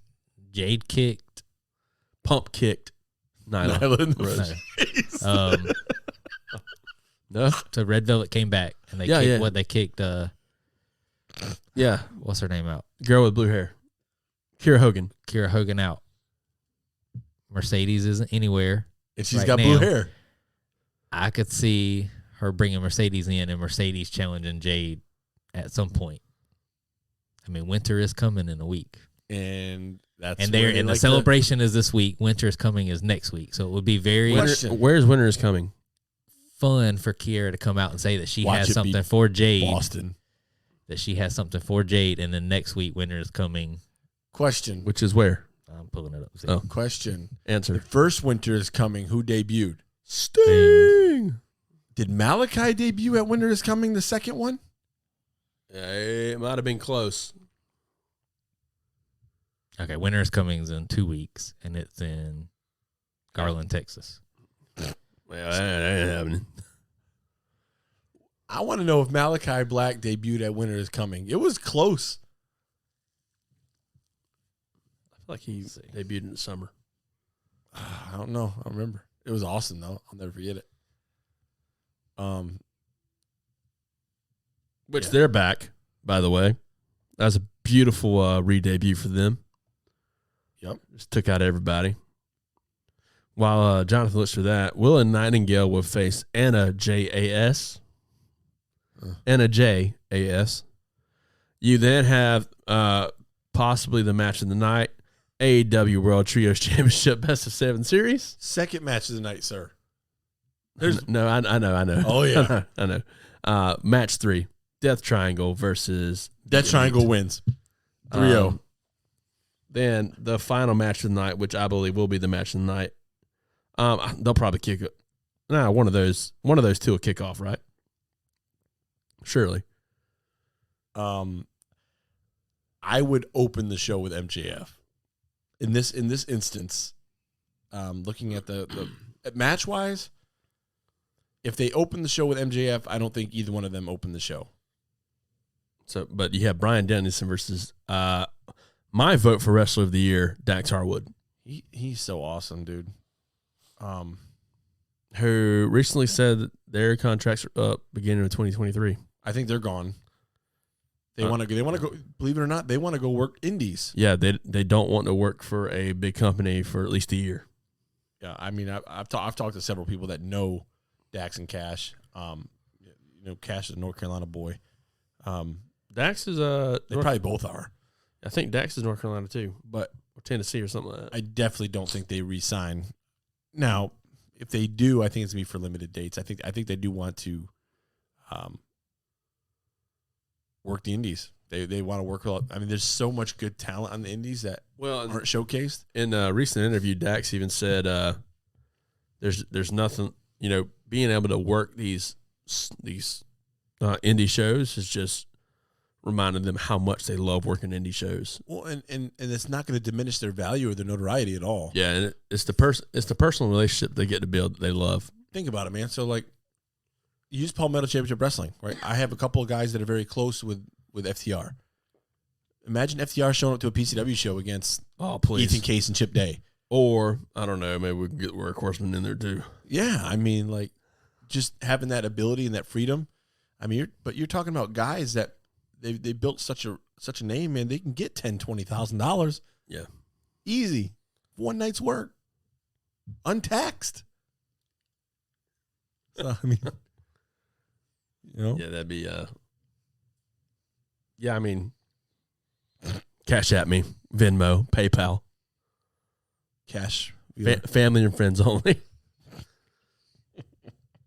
So Malachi did not show. He was already there with Winters coming last year. He teased somebody else joining during Winters coming. Is that Brody Okay. King? I think it was Brody. It didn't say. All right, but so Winters there was coming only is there was a only big- 4 matches on the card last year. Winter is coming 'Cause- is a big. Hangman and Special Brian episode. fought for an hour. That's right. That was awesome. So Winter is coming. Winter is coming is a big to do for AEW. It's a big dynamite. It's a big dynamite. That's It's like Grand Slam. Yeah, big dynamite pay-per-view quality type of thing. Where's it at in Texas? Garland, Texas. Everything's bigger in Texas. God bless Texas, The women. Debbie. What's the venue? What's the name of the venue? I think that's Garland, Texas. It is Never heard of it. Curtis Colwell Center. Oh, this is gonna be good. Seating capacity 3,000. Curtis Colwell. Yeah. 3,500 seating capacity. But 6,900 fixed seats, so that they ain't being moved. yeah, Wow, this is actually a really nice looking venue, and wrestling's been there before. It looks like wrestling there. I can't tell what it is. It's AEW. Okay, there you go. Oh, Makes sense. It's a very nice looking arena. yeah. It's only 12 years old. Yeah, I think it's going to be 7,000 people. I think it is going to be a good show. I mean, they're not going to cut corners on that one. 2 weeks, right? Yep. 2 weeks from tonight. All right. Yep. They're also in Texas next week, but they're in Cedar Park, so Austin. That's in Austin, Texas. Yep. So That card will also be headlined by the Elite versus Death Triangle. of course it will be. I love it, man, because when we talked about the best of 7, I was being facetious about the going down 4 or going down 3 and come back 4 in a row. But it sounds exactly like something the Elite would do. Of course they would. Of course. The more it's happening, as it's happening before our own eyes. What if they if- win tonight? It'll go down they'll be down 3-0. They'll come back and win the next 4, and then the week after they win the 4th one, the Dynamite will be sponsored by the Elite versus Death Triangle. Granted, I'm not gonna lie. They do put on some really entertaining matches Oh yeah. every time, and I do like how they can wrestle all these different times and still find different things to do rather than doing the same match 7 times. But can they do it 7 weeks in a row? I mean, we've seen the matches Yeah. before, but I feel like There's got to be gimmicks coming. There's got to be something coming to make it interesting. There's got to be something with ladders coming. There's got to be Hammers. uh, It's been the past 2 weeks. I'm thinking about that backyard wrestling match we watched. Put a needle through his cheek, Make him bleed. You dump. That's a bad mother. Pick him up, Raven, and beat the shit out of him. Oh man. For folks that can't see us, we just decided to show Elliot this random Backyard wrestling YouTube backyard video. wrestling YouTube video that was a 15-minute. Would you call it a match? Slaughter Fest. Sure. It was gross, y'all. A lot of flesh hanging from a back. Yeah, and a lot of language. Yeah, Not kid so- friendly. They had like 10 steak knives shoved into like a styrofoam board sticking up, and the They guy had- got they- body slammed on top of it. They had about that many total teeth in the crowd too. So That one guy for sure. Beat him up, Raven. They were drinking during the entrance. Both wrestlers took some swigs of moonshine from some people in the backyard. one of them went around the entire crowd and let each one of them take a sip and then drunk it out. I'm like, And the best part, y'all, this was in the middle of COVID. yeah, it was. It was. Elliot, you called that out. Yeah, moonshine. White lightning will kill everything. That's right. including me. Well, guys, man, anything else? Oh, we can't end our whole thing about wrestling without mentioning this weekend in Lexington, South Carolina, at Taylor Plantation, you have PCW, Palmetto Championship Wrestling returning to Lexington, South Carolina at Taylor Plantation this is the final night, right? Yeah, this is semifinals and the finals of the Tag Team Palmetto Classic. So you got a returning PCW champion, Drew Adler, and his impromptu, unorthodox J.R. Riley. J.R. Riley. Thank you, Henry Sugars, for this beautiful combination because they're hilarious. Perfect. Sean Legacy and Cody Fluffman, Buff and Fluff Connection, Patrick Scott, Chance Riser, The Reality, and Chip Day and Ethan Case, the best of the rest. I think my favorite entrance music in all of pro wrestling right now. And speaking of Sean Legacy, shout out to him. Congratulations. Sean Legacy, a PCW guy, Palmetto Wrestling Academy guy. He's also wrestled at Southern Honor and Viral. Big and viral. Huge and viral. Big and viral. Recently, Peacemaker. Yeah. Oh, yeah. Peacemaker. Also does an amazing Peacemaker John Cena impersonation. So after small tidbit on the Peacemaker. So I never actually seen it, but I YouTubed that John Cena dances Peacemaker, and I'm like, oh my god, spot on, dude. It's not even. I don't think I could tell them apart. Yeah, like if I, he's Sean Legacy's phenomenal. The difference is you can see Sean Legacy. It's true. You can't see John Cena. But shout out, congratulations to him. Just found out last week, he will be heading to Japan to be part of Noah. Yep, which is a huge honor. Well deserved. He was one of only two people out of a big tryout. I remember when it was huge. I remember when I don't know, Jonathan, like your first couple PCW shows, if Sean was there. He wasn't at the first one. Well, he was somebody I would talk about. He was injured though. He was hurt. He came back maybe the second or third or fourth show. I had been to a few and hadn't got to see him, and then he came back. But I told you afterwards, I was like, you could just see it. I mean, you could just tell. Yeah. Like I remember, that's right. He was sitting in the crowd. He was on a crutch. I was like, Jonathan, that guy right there. When you get to see him, he's good. And sure enough, I mean, he's built like $1 million, dude. He can talk, good look, can go, and does things a guy that looks like that I wouldn't think he could do. Like he does, like those somersaults. He does a 450, which is crazy. Buckshot lariat, which is amazing. He does a pretty mean springboard cutter too. Nasty. So, and I think he took that.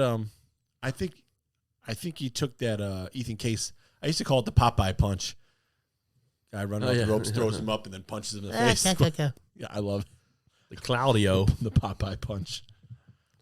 Yeah, it's gonna be great. Then you got the new PCW Soda City champion, Rudy J, going live on Twitch, Stream Star, and yay, can't wait for him to go live on Twitch with his one follower. I wonder if we see Moody. It's his burner account. Wonder if Moody's gonna get back at him. Hopefully. Oh, Moody's gotta have something up his sleeve. So another one, dude, that looks like $1 million. He's and I mean I hope they're there, but y'all, Alex Avion and D'Angelo Flex, yep, unreal. Yes, like the atmosphere that I felt in that crowd when they had their match. Well, even when they were out in the ring and they were talking, but when they made their entrance for their match against Ethan and Chip, the energy I felt in that, I felt more energy in that room than I felt in some major shows I've gone to. Not necessarily crowd size, but the what's the word, Elliot? I don't know. It was intense. Yeah, electricity. It was electric. It was electric. Electrifying. Wiggy, wiggy, wiggy. It's electric. Yeah, like investment, the emotional investment of that crowd to that team it's something special. So I'm excited to see if they have some sort of. If they need tickets, they can head on over to PalmettoChampionshipWrestling.net. There are still some front rows available. I looked tonight, and there'll be some available at the door. Taylor Plantation in Lexington, South Carolina. Yeah, guys, trust us. If you haven't been to a PCW show and listening to this and are within driving distance, hey, make your way over. It'll be one of the best. Tickets are 10, 15? $10. $10. Best $10 you ever spend. So head on over to Taylor Plantation on this Saturday, December the 3rd. Bell time is at 6. Doors open at 5. And you bring up a good point, man. Elliot, I was thinking about this the other day about Palmetto Championship Wrestling and how we've kept prices the same for PCW for going on 6 years. Yeah. Like, prices have never changed. It used to be $10 for every seat in the house, and then we changed it once to 10 and 20 for front row, and we've never changed. And I say that because there are companies out there that we use the same core roster of people, and they're charging 15, 25, 30, 20, 30. 30. 35 for the front row, and they're getting it. So it speaks to a couple things, but it speaks that, I just don't think you can get a better value in independent wrestling than Palmetto Championship Wrestling. I'm not saying it because I'm biased, but I think we put on the same level, same quality of product that these other companies are putting on at a fraction of the cost. Yeah. Well, guys, we're going to be back in about 30 seconds with the second part of the Lowdown Popcast. What's up? One last thing. Yeah. Wrestling related before we change topics. Did any word on how WrestleCade went? WrestleCade was nasty. I've talked to a couple people, and there was over 10,000 people. And at one point, their show pushed 5,000 people in the crowd. And I'm like, that's outdrawing AEW, y'all. If you think about it, AEW, most of the shows are the 35 to 4,000 people, 3,500 to 4,000 people. They're weekly shows. You got a crowd of pushing 5,000 people at an indie. I call it a super indie, really. Shout out to, But 5,000 people, though, this ain't in a big giant arena. no, I'm pretty sure it's all they could fit in this one room that they put this one in. It was beautiful, man. I will always kick myself at anytime I can't go to WrestleCade. Shout out to Tracy and Brian and team. Absolutely amazing. Looking at the matches, I heard the George South match was amazing with Nick Gage. I heard the Rock and Roll Express match was amazing. There's a lot of blood with George South. New AML wrestling heavyweight champion. Shout out to White Mike, dude. Like, I haven't gotten to see any of the footage, and I'm gonna talk to Tracy and Brian about getting it, like, see if we can get some footage for that show. But I want to watch it. I want to be able to see it. But White Mike, a guy that's been with PCW individually and collectively with his former partner, Timmy Lou Retton, as the Gymnasty Boys. But to see an ugly split that was very public between I think at the time, the hottest tag team in independent wrestling. Oh, it absolutely was. To see that ugly split and to see him use it as motivation, use it as fuel, tackling fuel. Yep. He got in shape, really good shape. Looks like $1 million. And he did his thing, man. He is the new AML World Heavyweight Champion, which is, if you think of the names that have held that belt, it just goes to show you that they have the same appreciation and they see the same things that we're talking about. Well, and not to take anything away from his former tag team partner, Timmy Lee Retton, either, who is also amazing. Reconditioned himself, gotten in better shape, and is just killing it on the indie scene as well. But a ton of shows was at WrestleCade. There was so many stars to list, man. I can't even. I've seen a lot of pictures of EC3. I saw a lot of pictures of the Rock and Roll Express, Matt Hardy. There was a lot of There's so many to list, man. A lot of big names, a lot of podcasts was there. Tracy, if you're listening to this, we're just going to go ahead and throw our hats in the ring.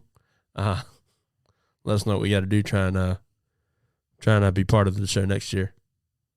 Oh, I'm down. Oh, yeah. My wife has already said that she'd be down because it falls on Asher's birthday weekend every year. So couldn't do it this year because we'd already had plans. Yeah, I'll definitely talk to Tracy. I think I can just envision like a live, just people walking by, come sit and talk, type thing. But yeah, WrestleCade. If you missed it, you missed something special. That's for sure, and I'm one of them. So guys, we're just going to take a quick break as you hear from our sponsors, and we'll be back and continue in hour 2 of the Lowdown Popcast. This podcast is brought to you by Day Soul Coffee Lab out of Birmingham, Alabama. Y'all, I consider myself a coffee connoisseur. I absolutely love coffee, and I found what I believe to be the absolute best coffee out there. With Day Soul Coffee Lab, you can be sure to get coffee that's super smooth and always fresh roasted. Some of the best, if not the best, coffee you'll ever drink. So swing over to their website, daysoulcoffeelab.co, and use promo code LOWDOWN to get 10% off your order. They even have a subscription option where they'll deliver coffee directly to you every month. Guys, it's a no-brainer. If you're going to drink coffee, you might as well make it great coffee.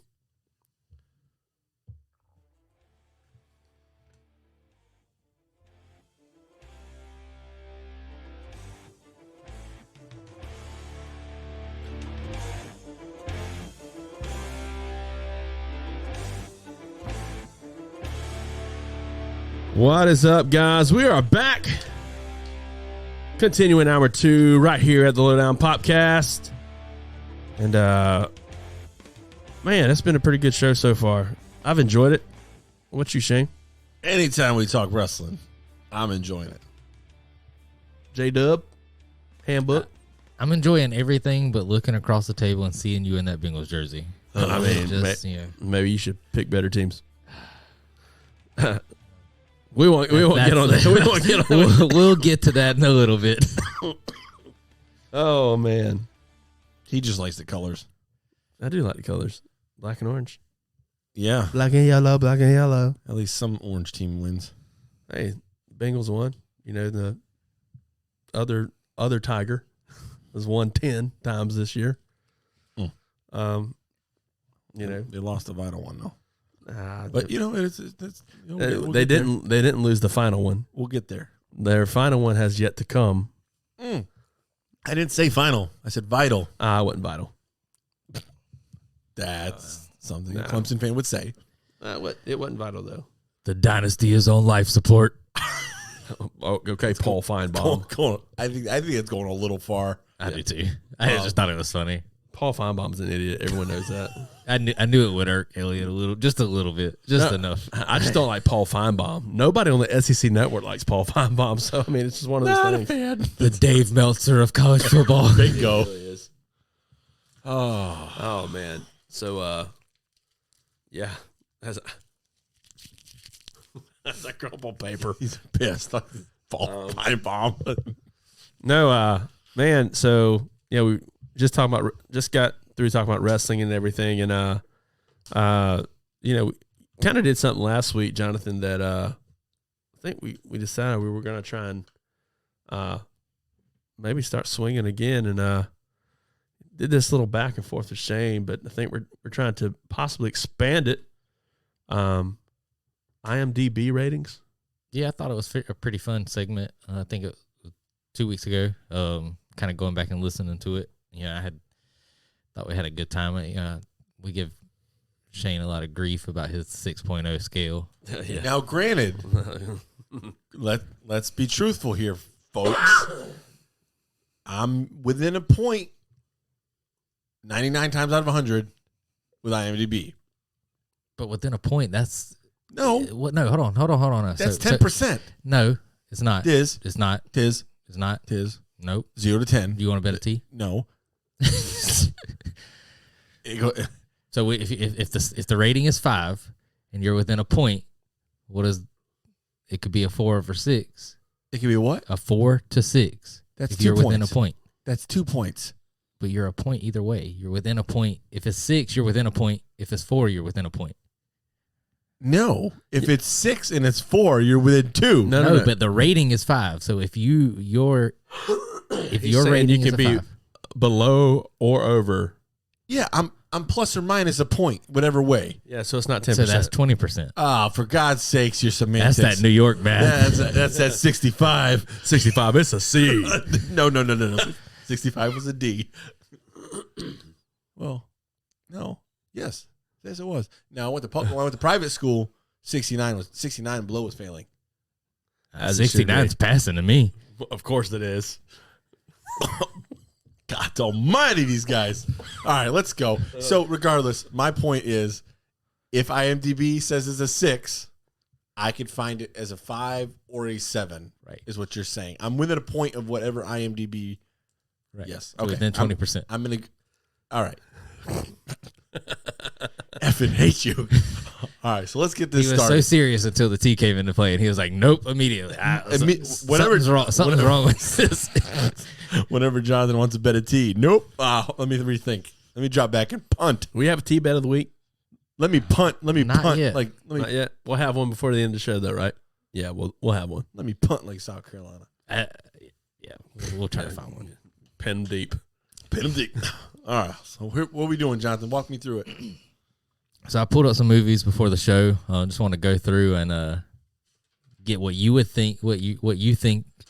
2 things. Okay. Each one's gonna have 2 parts. So it's gonna be. Taking this serious, you got a daggone notepad. It's gonna be. I'm gonna name a movie, Okay. and I want you to give me what you think IMDb's rating is, or Okay. are you saying your rating is within a point of Yeah. either way? Okay, so just give me your rating, and then I'll give you the IMDb rating, and then we'll discuss. And as if a I group. have not seen it, I'm gonna pass it. I'm not gonna be able to rate it. But you get first crack, and then after you do your rating, I'll give you the IMDb rating, and then me and Elliot will chime in Okay, if you guys we've see seen it and where my phone is. Kind of let the listeners know Let what our rating would be of the movie. Let the listeners know where my phone is. Face down. It's face down. Okay. And I do have a notepad and a pen. With the magnet chargers facing up. Yes. It's, Not 69 style. no wait. 88 style. 66. Let's roll. All right. 96. First one, since we just got done talking about wrestling. Ready to Rumble. Where do I rate it? Yeah, because you said your rating is within a point, in either direction of IMDb. If it was really within a point, it'd be plus or minus 0.5. 5.1. 5.3. Okay. So 0.2 away.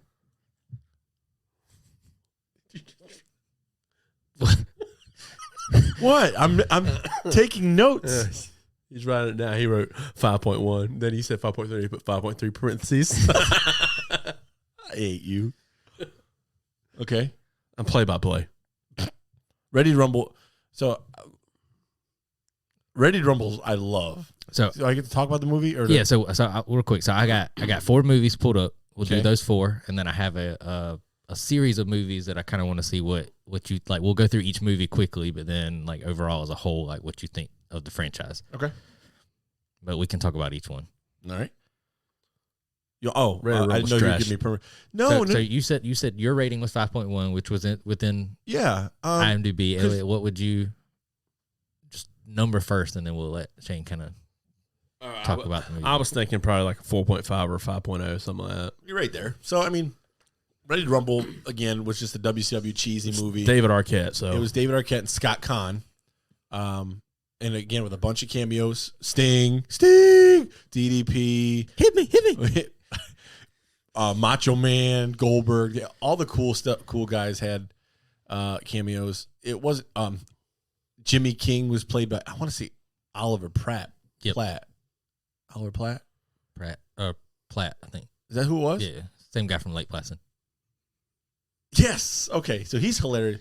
So Jimmy King, baby. Guys, if you've never seen Ready to Rumble, I definitely recommend seeing it, even if you're not a wrestling fan, because it is very, very funny. It's very cheesy, or late 90s cheese.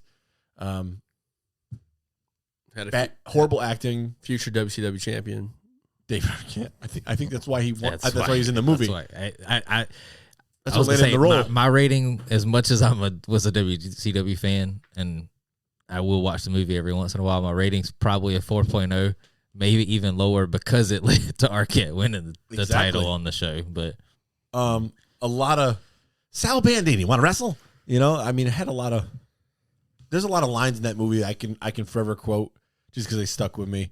Again, 90s cheese. I it's think like Joe Dirt mixed with late WCW.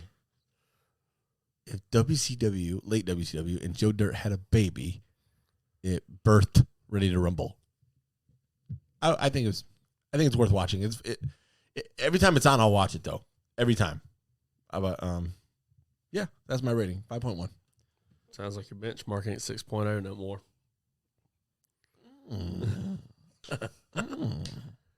Now wait a minute. I said it was 6. No, I did. I was gonna say I said it's 6.0 if it's gonna be good, but I also said it's gonna be 6.0 if I find it entertaining or if I liked it, And So, if you could remember it. Because you said that last week. keep going. Next, All right. I might have to change my quote on that on the IMDb rating. And I quote, The Goonies. "Ooh, Cult classic. one of my favorites. Actually, I'm gonna give that a solid 6.6. Ooh. I'm gonna say 7.5. You're off by over a point. Really? Is it higher? Yeah. Oh, yeah. 8. No, Not quite. 7.2. I said 7.5. 7.2 would be less than a point. I said 7.5. Over so 7.5. it'd been like 7.6, 7.7. 7.7. Barely missed it. So Hey, you The guys! Goonies is fantastic. Sean Astin, and you had a young Josh Brolin. Josh Brolin, the lady from Throw Mama from the Train, Gosh, she was freaky. She was scary. but she's hilarious, dude. Janet Ramsey, something Ramsey, I think her name is And Ramsey. Ann Ramsey. She is hilarious. The Italian guy, the guy that's always singing. I don't know if he was the guy in the Watcher series. He looked like him. No, I haven't seen But- The Watcher yet. He's an Italian guy, dark hair, played one of the bad guys in the Goonies. One of the older brothers there. So you had Sean Astin, Josh Brolin, Nope. Corey Feldman, Corey Feldman was big in that movie. Jeff Cohen was Chunk. Chunk. Um, Dang, I'm mad I missed that by 0.1. You talking about Joe? Is a sharp looking Italian guy, black hair. John Matizak was Sloth. Joe Pantoliano. That sounds Italian to me. That's Francis. That's the guy who's Francis Fratelli. Yeah, Fratelli. Okay, so look up other stuff he's in. Is he the guy on The Watcher? Oh, you've seen this? Yeah, this guy is very. Yeah, this guy is actually pretty famous. Yes.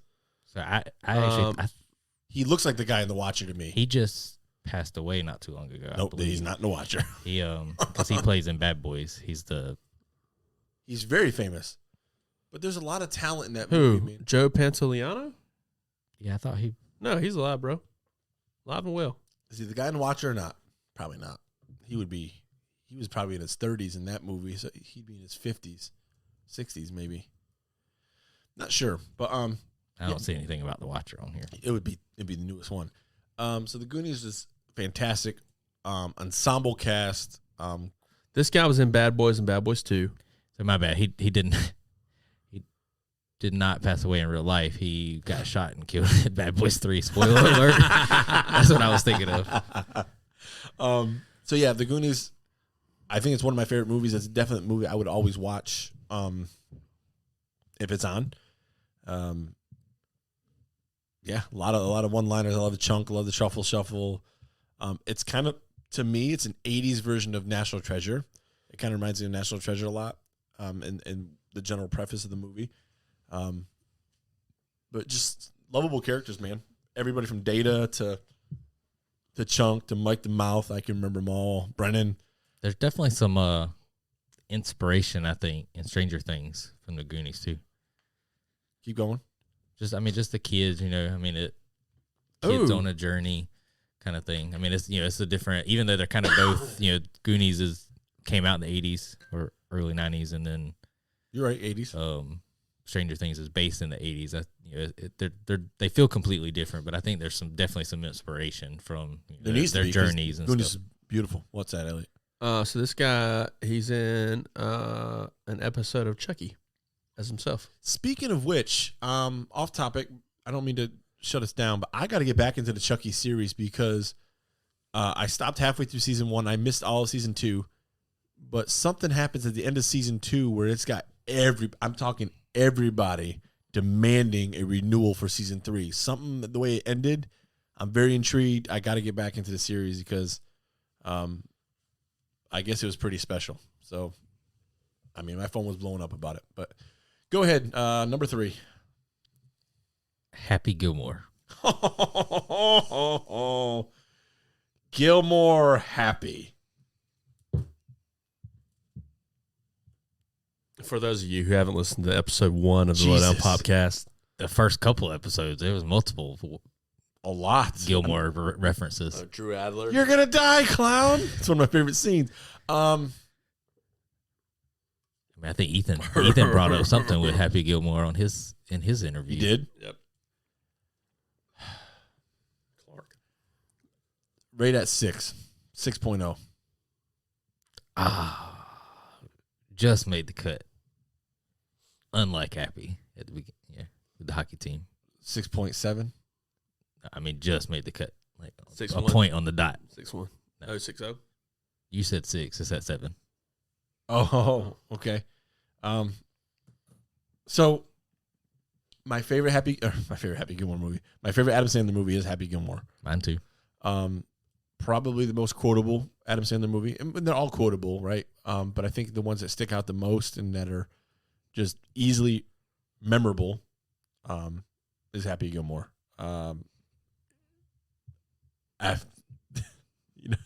Him and his grandma and Shooter McGavin and that reporter and him having a vision of the reporter sleeping with Shooter and makes him mad to drop. I mean, there's just so many things in that movie. The bathing homeless guy with the sock as a club cover. There's just so many things about it. It makes me smile. Yeah. Chubbs. Oh, Apollo Creed there. Carl Weathers. Fantastic. I can't even think of Ben Stiller as the nursing home. Oh, yeah. Which he reprised in Hubie Halloween, which was pretty cool. Bob Barker. Oh, my God. That fight scene between him. I hate that Bob Barker. So you hit a game show host. Happy Gilmore, come on down. That whole movie, man. I mean, I could just... Have you seen Happy Gilmore, Elliot? I've seen it once, so my memory of it is like a long time ago. yeah. So we should just definitely just like when we end this episode, we're gonna play it. I'm just kidding. Elliot's got to go to work early, but 10 a.m. early. it's definitely so. I like Adam Sandler. I would say my favorite Adam Sandler movies. I definitely think Happy Gilmore's up there. Elsewhere in my top 3 is Billy Madison.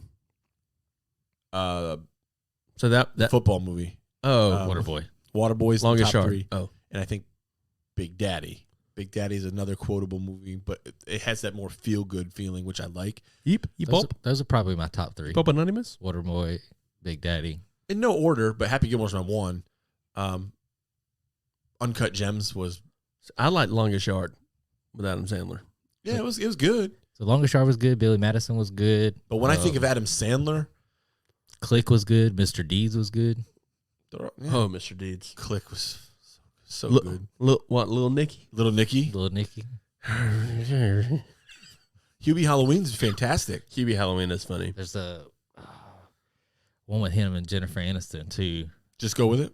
No, that one was good. But there's one on. It was a Netflix one. Netflix one. I know what you're where talking they're about. They're running. They're The treasure. heist, like money heist or something. they get like Clue or something. I mean, they're what's it? It's gonna bug me now. Hang on. but Murder mystery or Yeah, the murder mystery one. That's what I was looking for. I like Billy, and I think it's one of those things where I saw Billy Madison more, which is probably why I liked it. Billy Madison's very funny though. Um, Here's some extra sloppy joes. Extra sloppy. I just, man, It's good. Feel good movie. Chris Farlow's so funny. God. That is correct. You talk about somebody ahead of their time, man. What's up? What up? All right. What else? Number 4, and then we'll get to the franchise, but this one by itself. Avengers Endgame.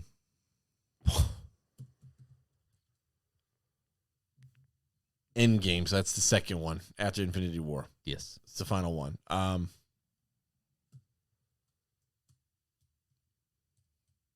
8.4. On the dot. Yeah, it's what can I say? The finale to a phase that I think really changed the game for comic book incarnations on the big screen. Again, I've said it from the beginning. I've always stick to it. If it wasn't for Robert Downey Jr. and his success as Iron Man, the series doesn't exist the way we know it. And I just think with the beautiful ending of Infinity War with the antagonist on the one-up, and seeing how it all came to a epic conclusion in the final one, I think is I mean, the whole Avengers Assemble scene, I mean, that rioted movie theaters throughout the world, man. That scene was impeccable. I mean, that scene was 10 years in the making. Oh, so good. And yeah, I mean, I would give Infinity War a higher score. So there's an interesting tidbit for you. Than Endgame.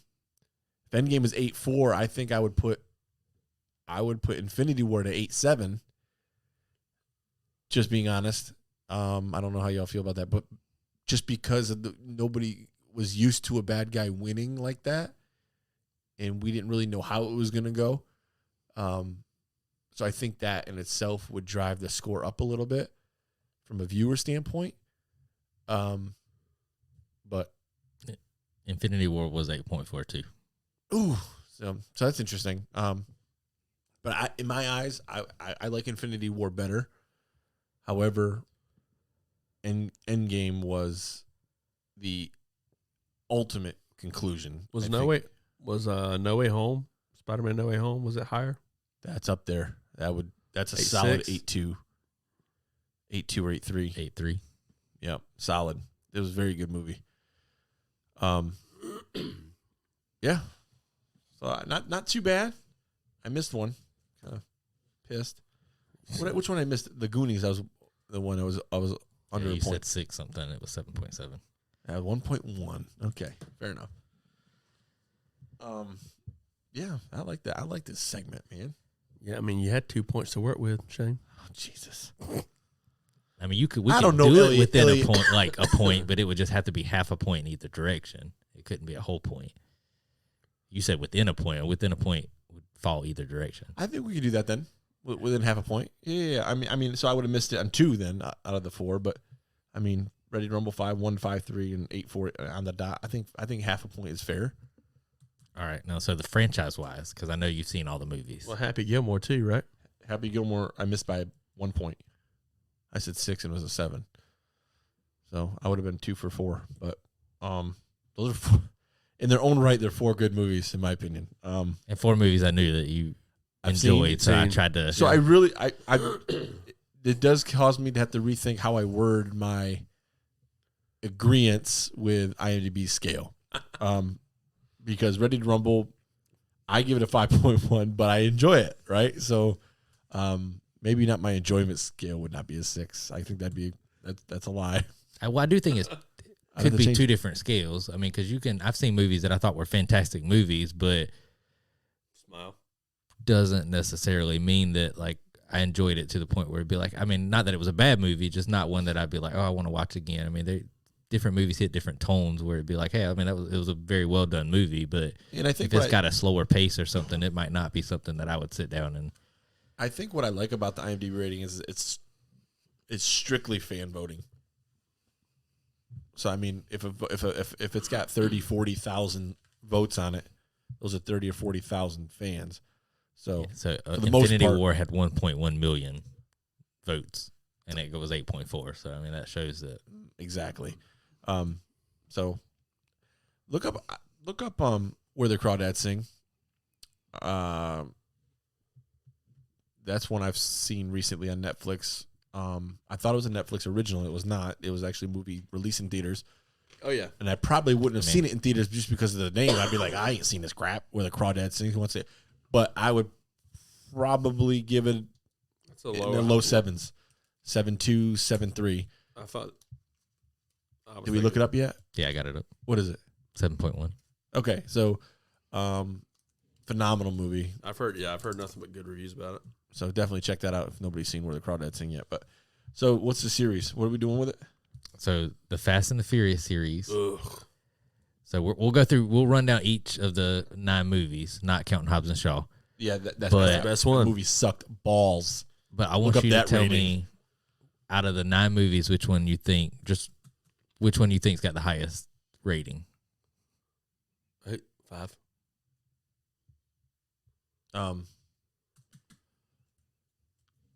Those 3 or those 5 through 7 are going to be very, very competitive. I would give the edge to 5, just because that was the introduction of. Letty's alive. That's where they first did that post credit scene that brought back Monica Fuentes, who was played by Eva Mendes. Mm. Eva Mendes. Mm-hmm. And Not Longoria. no. Mendes. But it also introduced Dwayne Johnson's character, Hobbs. Eva Mendes is also the wife of Will Ferrell and the other guys. And the real life wife of, I can't remember his name now. Exactly. No. Who cares? Lucky son. Oh my God. I shouldn't even have said anything because I had it. Look, His name is Lucky Son. Ryan Gosling. I did not know that. Nope. What? There's got to be an age difference there. There's got to be a nice little age difference. Unless, Ryan Gosling, Hey, Gosling's probably older than we realize. So Gosling is 42. that's about right. Mendez She's 50. is 48. Okay. She's a little older. About You like haven't met Ryan about like Gosling? you and your wife. No. What? Yeah, your wife is 35. I'm 32. Okay, I was thinking you were 31. Plus 3. 3, on that I scale. was 6. I had 6 months. So, do you remember Ryan Gosling in Remember the Titans? Yes. Just stuff like that, man. Driver, Mm-hmm. Notebook, I love the Notebook. and my favorite movie. I'm not Ryan afraid Gosling. to admit it. Oh, Notebook's fantastic. My favorite movie with Ryan Gosling is actually, there's 2. One is called Fracture. I think favorite can only be one, but Okay, well, my favorite movie is Fracture. I can. we know how flat your out- scales work. No. My favorite movie is Fracture with Anthony Hopkins and Ryan Gosling. If you haven't seen Fracture, you're missing out. That's up there. I guarantee it in rating. It's over a 7. And then the one with Steve Carell, Crazy Stupid Love. Crazy Stupid Love, is hilarious. Fracture 7.2. Yeah, it's up there. It's very good. If you like thriller, suspense, Anthony Hopkins is fantastic. He's my favorite actor, period. So Sir Anthony Hopkins. So circling back to Fast The series, yes. series. So my highest rated I'm- one would be Fast 5. Okay. So I will just keep that in mind. I'm not going to tell you if you're right or not because I don't want you to impact your ratings. So we're going to go through just each one. You just tell me the rating, and I'll tell you what it is. Do you want him to do that, or do you want to just say, "Hey, rank them highest to lowest 5 through, or 1 through 9"? I will just go through the rating because I mean it would still It'd be be the a same little quicker, ranking. too. Yeah. Fast 1. The Fast and the Furious. The OG? Yeah. 6.9. 6.8. Okay. Close. Too Fast, Too Furious. 5.4. 5.9. So right there on it. Tokyo Drift. 6.4. 6.2. I went too high. You think Tokyo Drift's got a higher rating than Too Fast, Too Furious? Yes. You'd be right. 6.0. Yeah. But I like Too Fast, Too Furious better than Tokyo Drift. Okay. I think back to Too Fast, Too Furious, and it had Suki in it. All right, Fast and Furious, the number 4. Okay, that still had Paul. I can see this. I can see the funeral. And he was watching in the when Paul and Dom first got back together. They weren't really together. He went back to a cop again. Yep. 6 point. It was the drug run. 6.4. 6.5. Okay. Fast 5. 7.3. 7.3. Fast 6. 7.1. 7. Fast 7 or Furious 7. 7.2. 7.1. I'm getting pretty good. Fate of the Furious. That's Fast 8. Okay, that's the one with the epic end of the split, right? Yeah. See You Again, Wiz Khalifa. Right? Yeah. It's been a long That's- day. It's too high, but No. Fast 7 was the one with the split. Which one had I the think it was Fast 7. Fast 8 was Fast 8 was the one where they were in Russia. Was that Fast 8? Yes, that was the one with Cypher. the first one with Cypher. Yes. I thought Cypher was in 7, 8, and 9. Hobbs and Shaw. Remind me of Fast 7 again. You know, it's very easy to get really 6 through 8 kind of like jumbled. So 7 was when Shaw first came into play. Okay. Decker Shaw. Yep. Okay. Cypher was not in that one. All right. So Cypher was in 8 and 9. So the first one with Cypher is where she met him in Brazil or on his honeymoon or with Letty. All right. That was very good. Fate, if that's the one we're talking about. Yeah. Would I give Fast 5? A 7.4.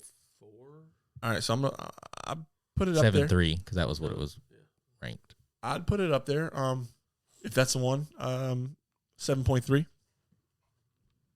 So that's the first one you're off. 6.6.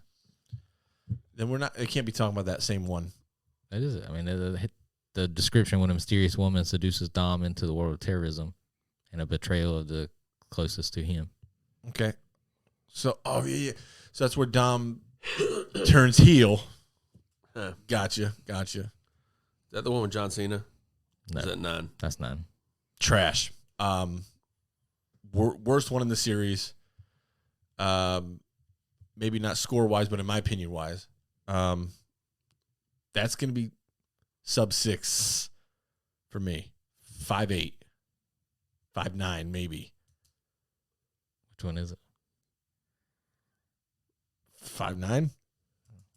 5.2. So it is ranked the lowest. Yeah, it is. It was flat out horrible, and I don't get anybody who calls themselves a fan of the series enjoys that film. It was absolutely horrible. Horrible on every level.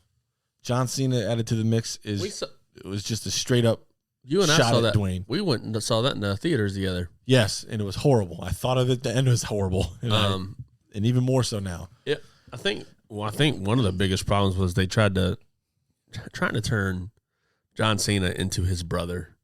Yeah, nobody believes that crap. Yeah, it doesn't even fit. No, you don't even look alike. He don't even speak Spanish, bro. But dude, going back to Fast 5, there's this There's this line in it that just sticks. I can remember it, everything. Hobbs and all those people show up in Brazil, pulls guns on Dom. And I can remember distinctly. Dom says, "Family." Dom goes, "And your mistake, thinking you're in America." And then all of them just pull guns on the Rock. Oh, that whole scene was fantastic. But that's my favorite one, Fast Five. I just think because, I think introduction of the Rock was big because I think the Rock was undeniably huge in taking that series really to another level. I mean, it was so big, in fact, that it did lead to his own spinoff of Hobbs and Shaw. That was trash too. So what do you think that was rated?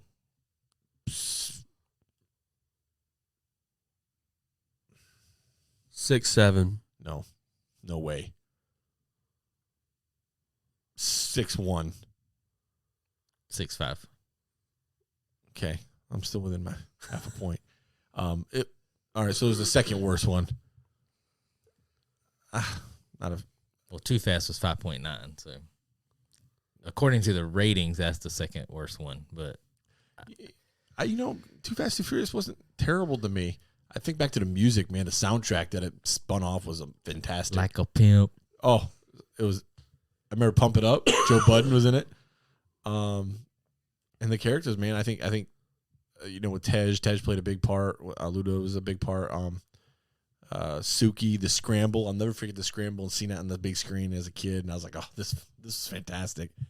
But Fast Five. Did you tell me the true rating of Fast Five yet? Yeah. Oh, where'd it rank? 7.3. Okay, so where's that rank? It's the most. It's the highest. Oh, well, perfect. I'm good. Fast Five is definitely my favorite movie in the series. And people spoke. So if you could go back and watch any of them, like if you could only watch one right now, Fast Five would be the one you always first and foremost. It's 5. Unless I want to watch it in its entirety to piece everything back together again, I would watch 5. But it's funny because you said the one with Cypher, the one with Cypher was 8, and it was a 6.6. But that was the one that's one of the ones I'd watch near the top again, maybe because it was more recent. It stuck with me, maybe. But that's the one where he had his brother in his car in the beginning. He had to juice it up with the soda can top. Remember, he had to pull the yeah. So I would watch. I'd put that up to my top ones to watch too. But I do. So I think 8 probably deserves to be higher than 6.6. Yeah, but I agree. It was the first one without O'Connor, without Brian. That left a hole. So that I think impacted the score. I liked 8. That whole scene where they're in Russia or wherever they're at, somewhere cold. That's the one with the submarine. Yeah, Cypher in the submarine. I really like that. I mean, you can't take the series too seriously. I mean, you got to expect some off the wall stuff. Maybe not space, ruined it for me. But the submarine. Yeah, I think back to them still in the vault. Oh, that was. That one it was an awesome scene, but especially when they did the flashback and showed how it was done, it was pretty cool. And the guy that played that antagonist in Cuba, it was Cuba or the main bad guy there was awesome. Is it 9 where they jump off the mountain and she hooks him where Cypher hooks? Is it Dom's brother where she hooks the car or Dom hooks it with the wrench and they're fly off the mountain and it's no, that's Hobbs and Shaw. They did that with Hobbs and Shaw. Definitely. Well, they might have done it in Hobbs and Shaw too. This one was definitely Dom in the car though. They did that with Hobbs and Shaw with the helicopter and everything. The bridge went out and then they hooked What's the one with the car jumping through the buildings and not Dubai. Taj Mahal, but Dubai. We can't forget that was 6 or Fast 7. 5 also introduced us to Gal Gadot. Yeah, who went on to Change my mind. That's my favorite. Nobody's upset about that. Who went on to become Wonder Woman. Yeah. So I mean, I think Fast 5. If you think about it and look at it, I think is.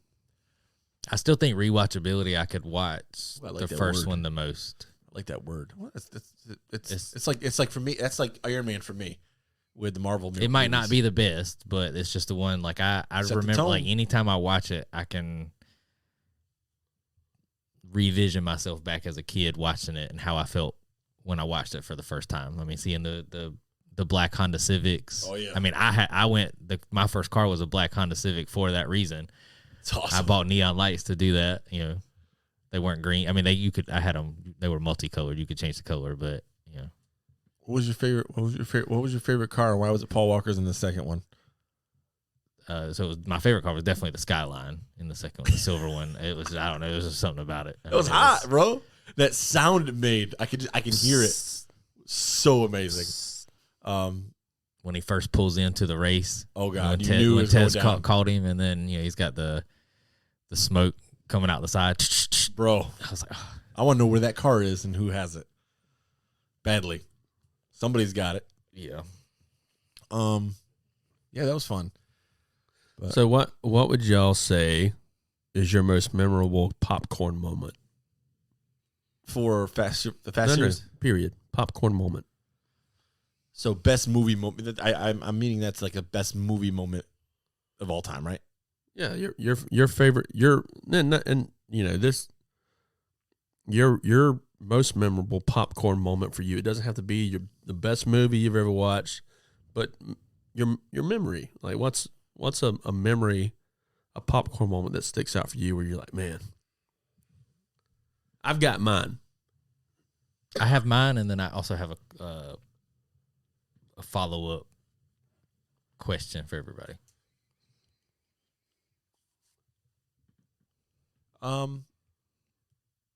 It's weird because we haven't talked about any of them, but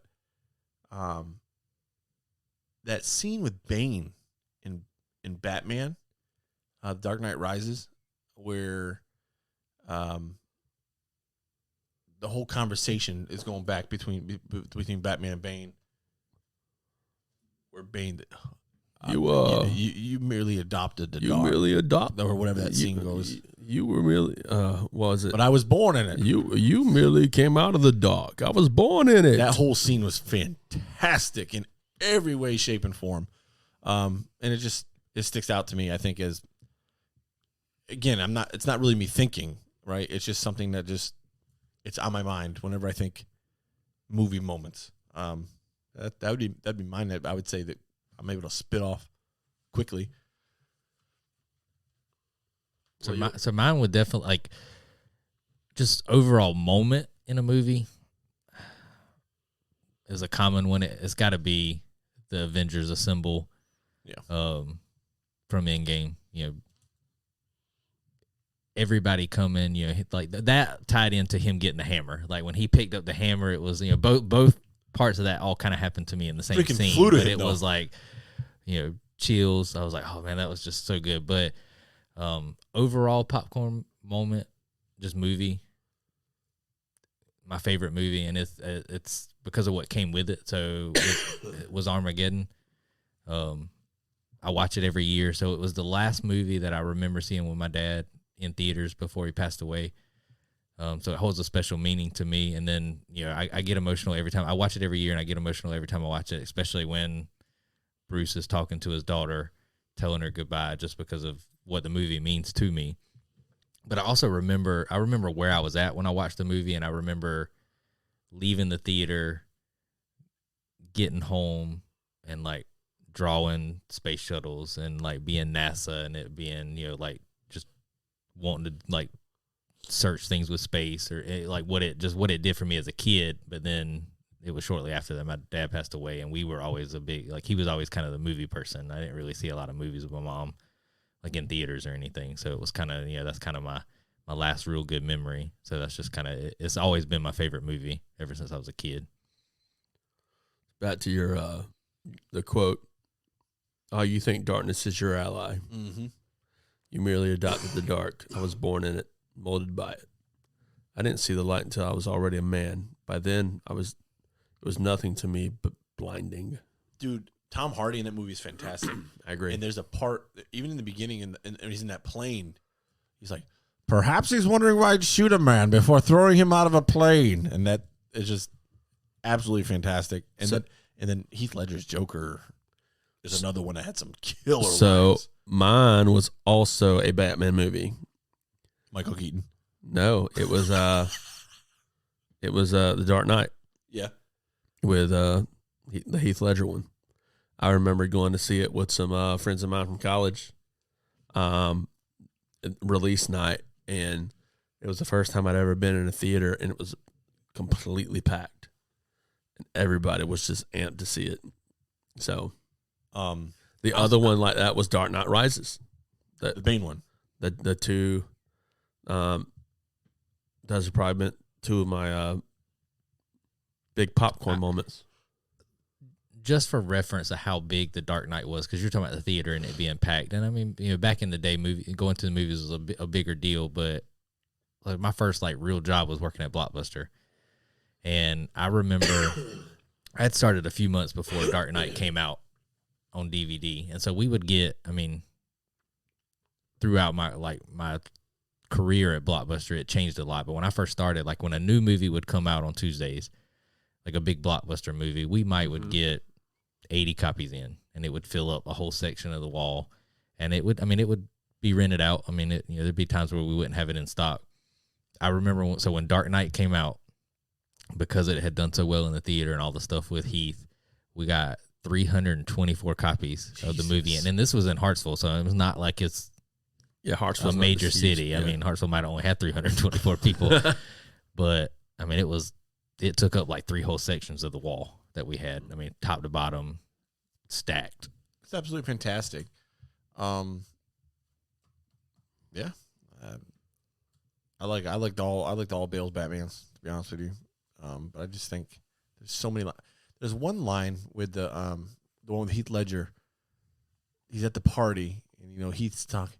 Harvey Dent squeeze. He's having that scene, and he says something, and then all of a sudden you hear Bale, "You're gonna love me," come out of nowhere, just start wrecking. I'm like, dude, there's so many lines in that movie.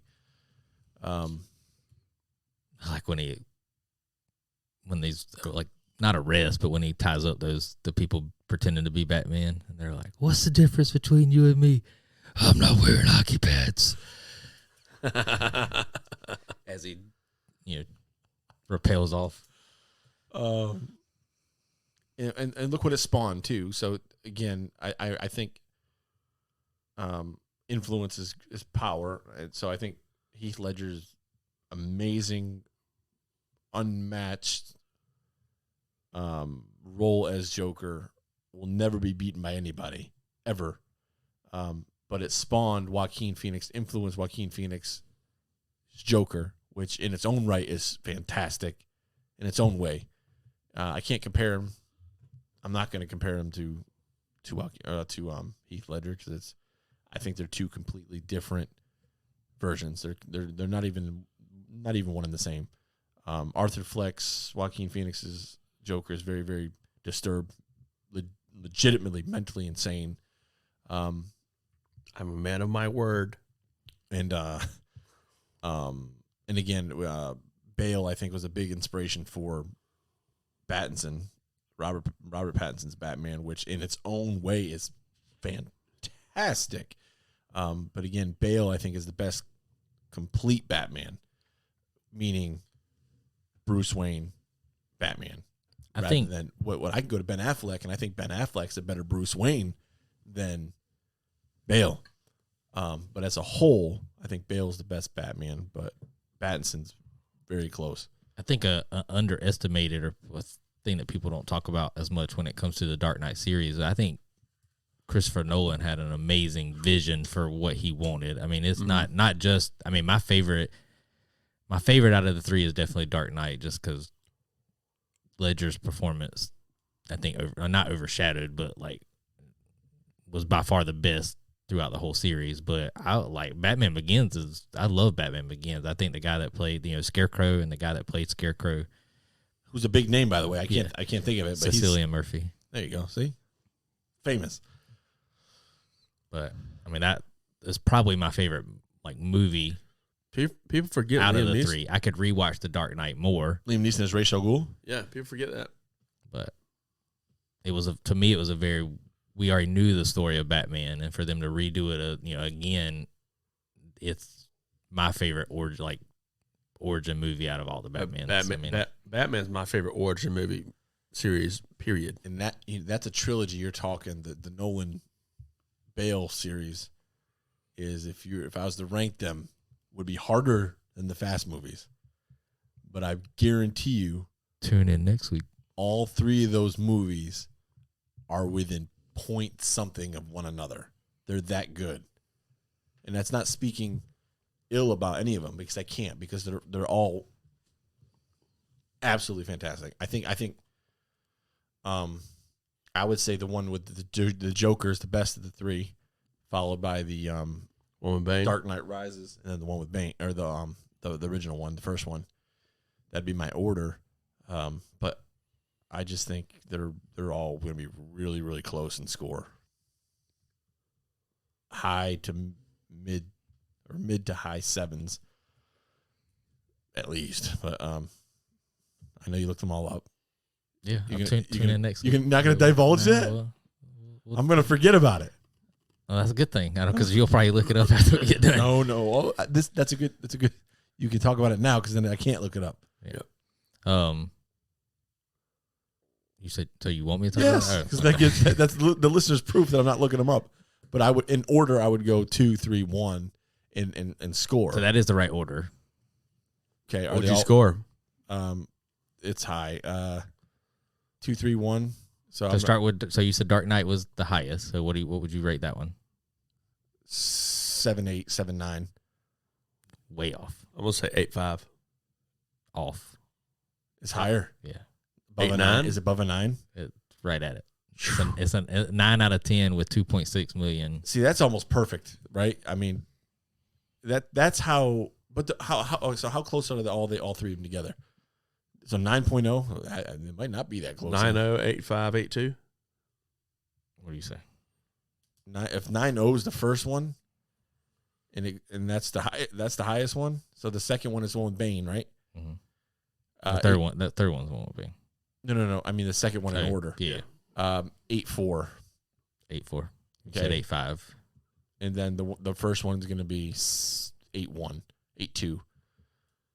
I said 8.2. Yeah, 8.2.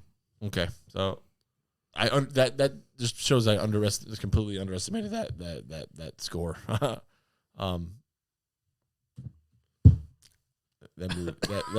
movie. Was that your funny bone? It's not too funny, is it? Sounds like something Richard Museums would say. Tip of my finger. All right, but oh my gosh. To follow, so Dirty Sanchez. Kind of a follow up on Elliot. So he asked, "What your biggest popcorn moment? What's the movie that you can quote the most?" I'm horrible at quoting movies. Wow, there's a couple. Like just the one that I know what mine is. Like from beginning to end, I can quote every line. Pretty much, yeah. Like what's the one where if you just it's Happy Gilmore, you could cut the TV off and you could basically act out the whole movie. Happy Gilmore, hands down, Happy Gilmore. What about you? I know you said you're bad at quotes, but like, what's just there's got to be one. If you weren't watching it, what's the one you think you could just? If you could, from beginning to end, you could just. Well, if you could play the movie, probably just mute it. Probably Talladega Nights. It is a funny. So mine's Bad Boys 2. See, all right, folks. I'm not gonna lie. I've never seen any of the Bad Boys movies, and I feel like, and everybody says 2 is like. I liked all of them. So there's 3. It's right? one of those 4. things. So. You had not watched Top Gun. You watched it and you enjoyed it. I'm worried that if you were to watch Bad Boys now, that you wouldn't enjoy it as much as I would want you to enjoy it because I've talked it up so much. But you wouldn't even have to play the movie. You could just, in my head, I can see the movie from start to finish. What's IMDb rated? Bad Boys 2. That's the one you always talk about. The first one is good. I enjoy the first one, but the second one's... You know another one I could quote every line? Home Alone. Home Alone 2 in New York. That one is... Paris in Florida. I'm in New York. That one's fantastic. 6.6 for Bad Boys 2. And that's the best one in the series, in your opinion? I was thinking 6.7 for 2. I mean, the one I enjoy the most, yes. Okay. Like Bad Boys 1 is 6.8. Okay. So in my opinion, Bad Boys 2 has a little bit more comedy flair than Bad Boys 1. Well, it's got it for Johnathan to enjoy it as much as he does because he's always talking about it. All right. But but you're like, I'm a huge Martin Lawrence fan. I liked him in Welcome Home, Roscoe Jenkins. And I'm also a big Will Smith fan. Yeah. So I used to watch Really Martin. smack Chris I used to Rock. watch Martin all the time growing up. So I've never watched. Shane's never seen it. I've never seen stand up. I don't Shane- watch stand up. so Shane's No, I didn't watch the stand up. I watched his TV show. It's hilarious. Shane's like, it was a TV show. Didn't know that. Shane's never seen Martin, and he's never seen Fresh Prince. See that, but those are two movies or two TV series I grew up on Yeah, watching. I mean, me too. Well, I grew up on Boy Meets World, guys. And Smart Guy. Come on, I'm a little younger. Not that much, I mean, you're not that much younger than but a me. lot makes a difference in a couple of years, man. You know, it's amazing. I watched, Living Single. I watched Living Single, Martin, Fresh Prince of Bel-Air, Family Matters.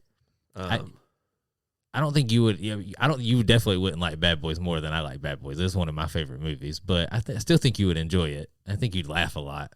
Well, as long as I laugh. A lot. All right, so movie challenge by next episode, by next week, or I'm actually off next week. I won't be here next week. I'll be in Jamaica, but by the time I come back, I would to have watched at least the first Bad Boys movie, and you are to watch Soul Men with Bernie Mac. And I've seen Soul Men. Have you? Before? But I've seen it. I know I've seen it. I remember watching it. I know what the cover looks like and everything, but I don't remember much about the movie at all. I mean, I'll rewatch it. Okay, so you watch Soul Men, and I'm gonna watch Bad Boys 1 by the time we'll report by next time we come together. And Elliot's gonna watch Happy Gilmore. We might watch that one together, all of us, because that is a Brood Brother movie. That is another one. You ever see Sex Drive? Yes. That movie's hilarious too.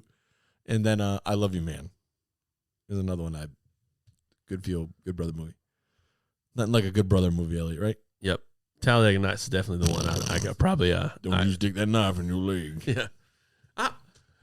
You told me, Dad. You ain't first or last. I was high when I said that. Hell, Ricky, I was high. You can be first, second, third, fourth. Hell, you can be fifth. A lot of good Don't ones. you put that on me, Ricky Bobby? I like the one with the. No, You're 8 pounds 6. my son's Walker, Crepes. Texas Ranger. Crepes, are those like little fluffy pancakes? Yes. That's exactly what they are. Something like that. That's what's his Sacha name? Baron Cohen. Yeah, Oh, my name is Borat. It's nice. Borat. Very nice. that's how I know it's Borat. But he's like, King of the castle. say it around breaking. He's talking about breaking his arm. Ah, he broke it. He did it. You know?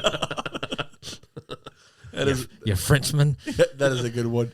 I do like John C. Reilly a lot. What? Hey, Ricky. What if we make a compromise? What if you say, I love fluffy pancakes? I do like the part where John That's a good C. compromise, Reilly, right? John C. Reilly is Will Ferrell's wife leaves for John C. Reilly, and In, he calls. in like an hour, like the whole house is completely redone. But he calls Will Ferrell for advice on his stereo not working in the house. He's like, "You're sleeping with my wife at my house. What are you calling me for, man?" You know, like I thought it was funny. That's a good one too. Yeah, I like Talladega Nights a lot. Step Brothers is good too. That Brothers is good too. What are you doing? Burying you. Boats and hose. Who's driving my boat? What's his name? I want to say Ed Harris. No, not it here. But it reminds me of him. He's hilarious. Whatever his name is, I can't think. Frank? No, his name's Frank in the movie, but he's in a lot of movies. But I like he's driving the car, and then Dale and Brennan in the back, and they're like, well, "Are you proud of his dad? You wrecked my boat, you goon." He looks at him. Oh, that's another good one. Yeah, that was fun, y'all. I love talking movies. Well, guys, as we move on to this final portion of the show, we can't continue without thanking Revolution Nutrition out of Camden, South Carolina. Guys, if you, without the loaded teas and everything, don't know that we'd be able to get through these episodes. So Definitely not. big thanks to them. Go into Revolution Nutrition in Camden, South Carolina. Get you a loaded tea. You can also get your some protein shakes, as well as been doing some different like protein. Let me use this moment to put over the friggin' oats, bro. The oatmeals are phenomenal. Like AJ Styles, phenomenal. Very good. A1. We got A-Town down. Oh, down since day one-ish. I got the oatmeal. We got the oatmeal the other day. I got the white chocolate something, and it was white chocolate macadamia, bro. It was so good. And cinnamon? No, not cinnamon. So good. I can't put over Victor and Sean at Revolution enough. I said they also do parfaits, and on Thursdays they do mini donuts. They also have protein coffee there. I snuck one of Lindsay's donuts that one day. They're good. They are good. Yep, they do protein donuts, protein coffees, shakes, parfaits, protein oatmeal. They also have do protein cake pops. What's the yogurt bowls? They look fantastic. The parfaits. Well, it's not a parfait. It's a big bowl, and it's got yogurt and fruit. Like everything's cut up and organized granola. I guess it's a parfait. It's just not in a parfait cup. Yeah, it's right. Like, it's not the McDonald's or that's what I think of when Chick-fil-A parfait. So Ellie's just gonna let me keep going on describing a parfait until I get to the point that it's a parfait. Yeah. All right, fair enough. It's a parfait smorgasbord. Whatever. Yeah, but guys, head on over there. Use the promo code LOW now and get 10% off of your order, and I promise you won't regret it. Last thing, guys, it was football week, rivalry week. Yes, it was. Oh, so we're starting there. Okay. Well, hold on. We Here we go. just did. Hold on, no, we just did the Revolution ad, and I will say that I'm looking forward to my free tea that whenever it is paid out. Yeah, I owe Johnathan a tea. Because still owe me too. Oh no, we crossed that even because the rides, the drives in. Yeah. What? No, not you. Him. Oh, I was like, I was like, wait a minute. I was looking at you talking to him. You owed me 2, and then I lost a bet, but you still owe me 1. I do. I don't remember for what, but I do. Yeah. The McCaffrey Eckler thing 1 week. That was 1, and then there was one got canceled out. That one got canceled out with the stupid Josh Rosen one. Oh yeah. So let's talk football. But there was one other one. Yeah. So well, it must have because there's 3. It was on the show. Yeah. Let's not go back and listen. I lost a straight up T bet. Clemson lost. But before we get to that, star bench cut. I was looking at the time and I was like, man, Elliot's trying to really drag out this movie segment because he does not want to get to the football part. No, it was a fun week. I wasn't dragging it out, but I was trying to get to it. What I will say though, before we go to start bench cut, I will say, we will talk about the Carolina Clemson game, obviously. OSU Michigan. Let's talk about Carolina Clemson. I will say between two fan bases that are normally very, very, very harsh toward one another, it was very, very respectful. I've noticed on both sides. Depends on who. Yeah. Depends on who you follow on Facebook. Well, there's a couple. I mean, you always get the one or two. Jimmy Ward. But I saw somebody blow up his lawn chair with a was that stuffed video? tiger. Did you laugh at it? Oh my god! He blew up the chair. Did you? That's my neighbor. He lives right over here. Did you laugh at it when you watched it? I did. Really? Nico, he lives right here. It's hilarious. That's makes it even funny. It makes it. It's like great, but man, it blew up the damn chair too. It did blow up the chair. The chair was in pieces. The whole chair, not just broke. I mean, pieces. Did you watch the video? No, I haven't seen it. We'll show Elliot after the show. No, what? You really didn't see? You commented on it. No, he might not have. No, he might have not have. But Nico is funny. He came to my house as we we did like a sale out of the garage selling a bunch of stuff, and he came over and introduced himself. Please don't watch it on the air, Elliot, because it is that funny, and I think you'll piss yourself. Because you can't help but laugh at it. I'm not gonna watch it. Yeah, I wouldn't, but it's on my page. It went borderline viral here. I didn't realize it was your neighbor. I just thought you had found it. No, but I can't remember. Did you send it to me? I might have just saw it on your page. It makes it even better that Johnathan knows he lives right here. It does. Well, Nico's a heavier guy, but and he's very, very, very, very southern, very, very twang, and just the tiger stuffing. He basically puts a stick of dynamite in this tiger. Couple M80s. He puts something in this tiger. I told he's talking like this because he talks real solid. He's like, yeah, man, I told you what we were gonna do. We blew y'all tigers' asses up. I'll tell you what I'm gonna do. And he stuck a stick of dynamite in this tiger and put it in his plastic chair, lit it, and then Elliot, I kid you not, the tiger blew into a million pieces and it blew up his whole plastic chair, and the whole chair shatters in midair, and the tigers blow it up, and the tiger stuffing's everywhere. He's like, oh, look at all this tiger, look at all that tiger's here. Oh my god. It is funny. Just go. But anyway, where are we going? Where are we going with this? Start bench cut. Yeah, Are we going there first? Yeah, let's hit that up real quick. We'll come back to college football. We got a 6-time fantasy football champion here, and another one who another fantasy league guy who is looking to try and dethrone the champion, I believe, some way, somehow. So at quarterback this week, Johnathan, who you starting, who you benching, who you cutting? I thought you were going to give me 3 options. No. Oh, that's a lot. Wow. I wasn't prepared for that. Yeah, I was. Let's see. And if we have to circle back to this, we can. Yeah, let's do that because I wasn't. I thought you That's were deep. I thought you were going to give me 3 people from this week, and then I would just do start bench cut. I didn't realize I had to do all. Oh no, That's gonna be a lot of work. Okay. No, we can circle back to that. For sure.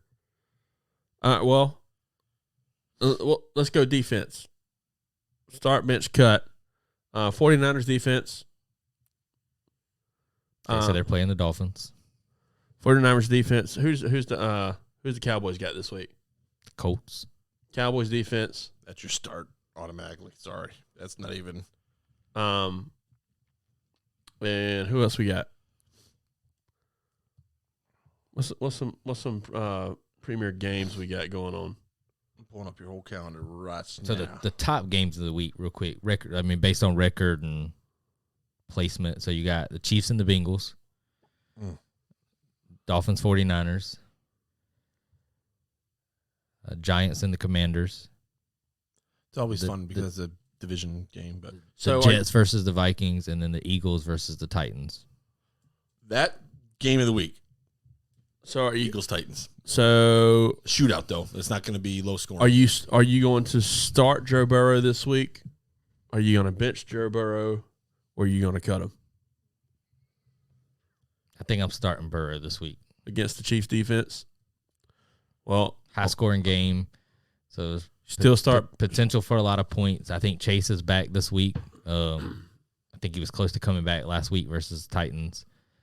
Still starting. Mixon might still be hurt, so I think if you're down your top running back and you get your one of the top receivers in the league coming back against in a high scoring game, sign me up.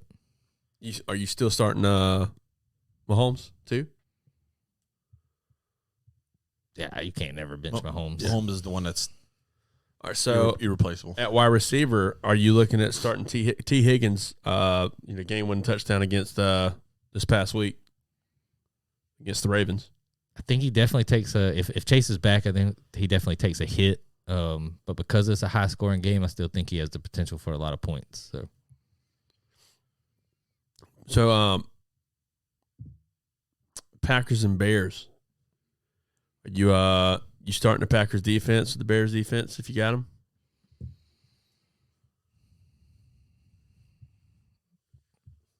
Or do you start Aaron Rodgers? Aaron Rodgers not looking himself. Nah, I wouldn't start Rodgers. I don't think I would start the Bears defense either. Packers defense would be interesting if Fields is out, because Fields didn't play last week. If he's out, maybe. If Fields plays, then there's no way I'm starting Packers defense. So Thursday night you got Bills Patriots. Are we starting Josh Allen? Yes. He's on He's that, on IR? that class with he's in that class with Mahomes, to where if you have him, you start him. Mahomes, Josh Allen, and I would say Jalen Hurts is up there. So let's do those three. So Mahomes, Hurts versus the Bengals, Hurts versus the Titans. Yep. Or Josh Allen versus Patriots. So I would start Mahomes.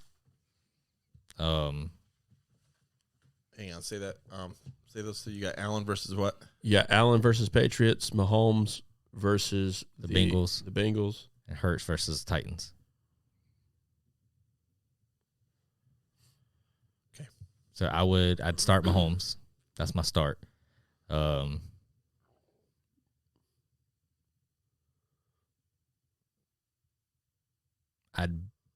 It depends on. So Titans had a lot of defensive injuries last week. A lot of like key guys that were out. If they're back, then I start. I mean, I bench.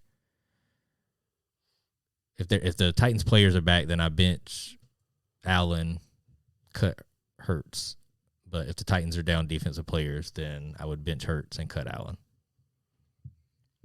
Yeah, I mean, again, Mahomes is the always start. You can't if you have Mahomes on your roster, I would start him in the bye week. So here to break down why I would start Mahomes. One, I'm always very hesitant to bet against Mahomes, but I think the Chiefs-Bengals by far out of the three games have the potential for the most points scored in the game. I think Patriots. I mean, they're not necessarily doing the greatest, but I mean it's Belichick, so I mean he's always usually has a good game plan. It's on Thursday night. It's in New England, so you always got to worry about weather and stuff too. So it could be a low scoring game. The Thursday night games for the most part have been kind of low scoring. Eagles Titans. I see a pathway where the Eagles could blow out the Titans, but also see Titans' strength outside of Derrick Henry is their defense when everybody's healthy. So but AJ Brown revenge game. So, question for you. With the Jets against the Vikings, are you starting the Jets defense? No.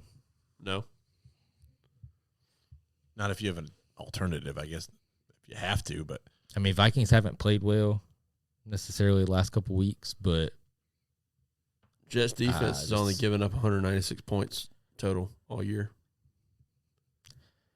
I'm not completely sold on the Jets yet.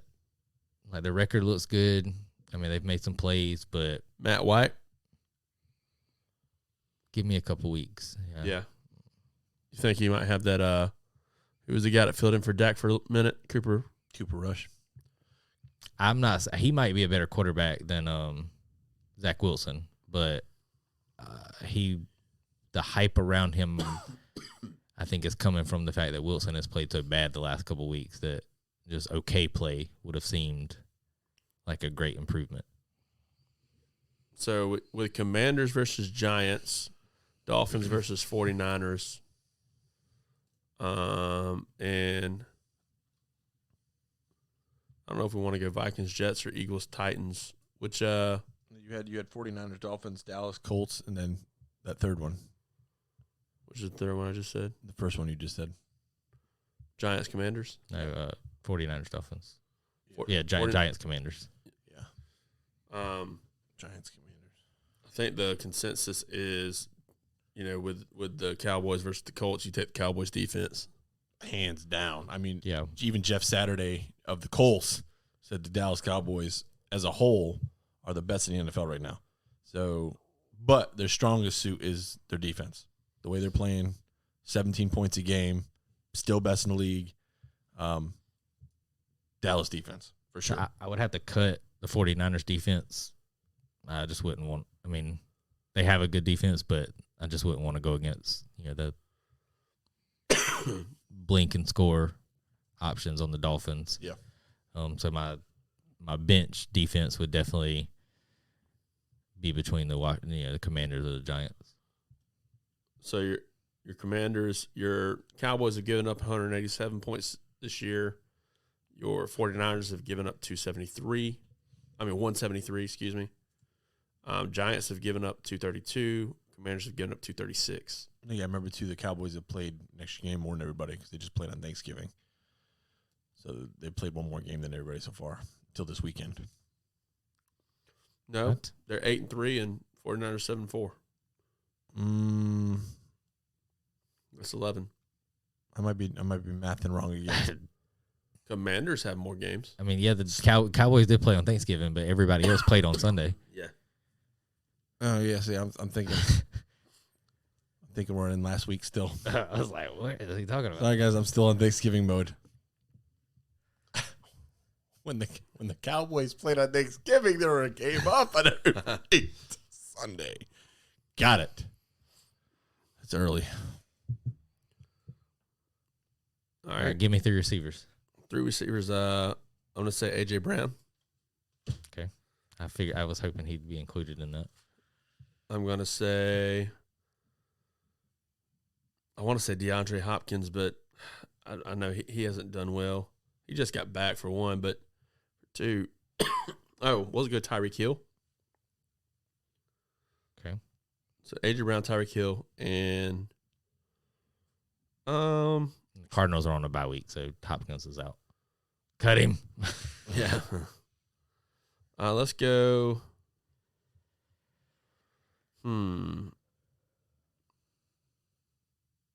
They suck. Let's go. Bills, Diggs. Who's the third one? So you got Stephon Diggs, A.J. Brown, and Tyreek. Tyreek Hill. He's off. No, No. Hopkins is off. Yeah, okay, okay. Tyreek Hill with the Dolphins, Stephon Diggs with the Bills, A.J. Brown with the Eagles. Eagles. Eagles. Who we got? I'm starting AJ only because he's talked a lot of smack since leaving the Titans, and I think the Eagles pretty much let him do what he wants this week. As long as, let him go out there and, prove a point. So I would start AJ.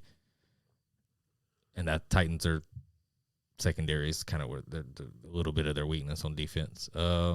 Sit between between Diggs. You got Hill, who's And Tyreek. who's facing the 49ers defense.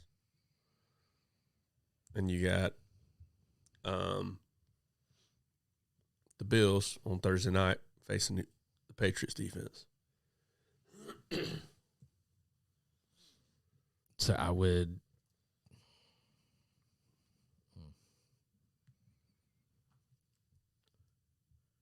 That's tough. I think I'm benching Tyreek and sitting Diggs. I'm guessing because of quarterback play. Is that So playing into it? I think Tyreek has a harder matchup individual, Yeah. versus San Francisco secondary. I just think Belichick likes to eliminate the number one option, and outside of Allen, Diggs is definitely the number one option. So I think Belichick does a lot to eliminate Diggs and make somebody else beat him. Plus, both teams, the Bills and the Dolphins, both have a lot of options in the receiving core. So it's kind of take your pick. But Diggs is the one that by far is leading the receiving I'm core. a fan of Austin Knox, by the way, from the Bills. Dawson Knox, yeah. Yeah. Dawson, yeah. Cool. So That's all I got. So I'm going. I'm not going to elaborate as much on it. Just looking at who they're playing, I'm going to go. You're starting Stephon. You're sitting Tyreek, and you're cutting AJ. So I'm going to be interested to see who puts up the bigger scorecard. Cool. 3 running backs, real quick. Chargers play. They play Raiders. Chargers play the Raiders. Eckler's the top running back in fantasy right now.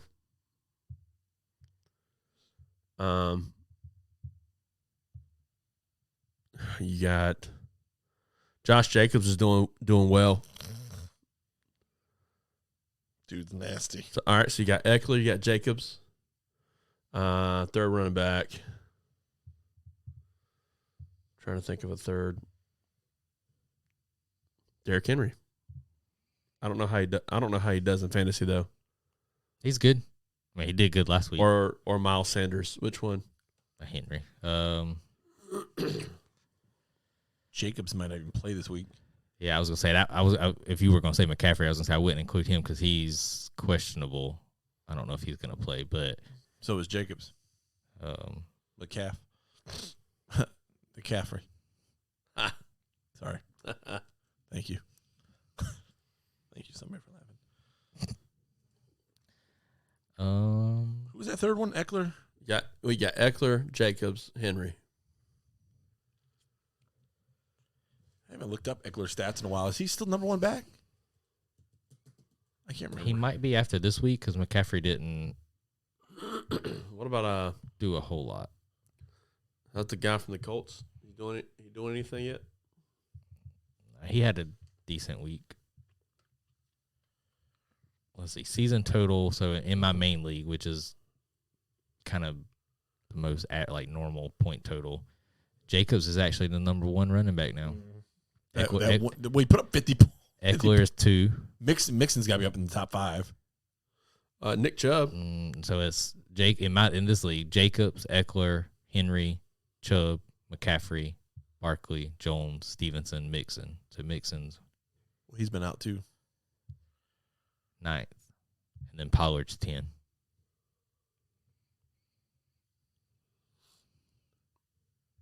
But based on those three,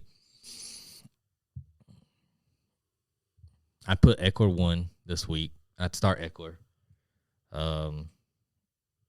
I'd bench Henry. Yeah, and cut Jacobs. At Philly is a bench. Yeah, I was on the fence about cutting Henry, but that hurt his soul. It would a little, but I just think Henry's shown. I've seen games where Henry's got like 20 carries for 40-something yards and then breaks one, and it changes the game. Jacobs did that last week with that run, but with Jacobs being questionable, I could see them kind of lightening the load a little bit, trying to do a little bit more passing. If you swap Jacobs for Chubb, would that change anything? Who's the Browns play? Texans. Yes. Yeah, I would. I'd cut Henry.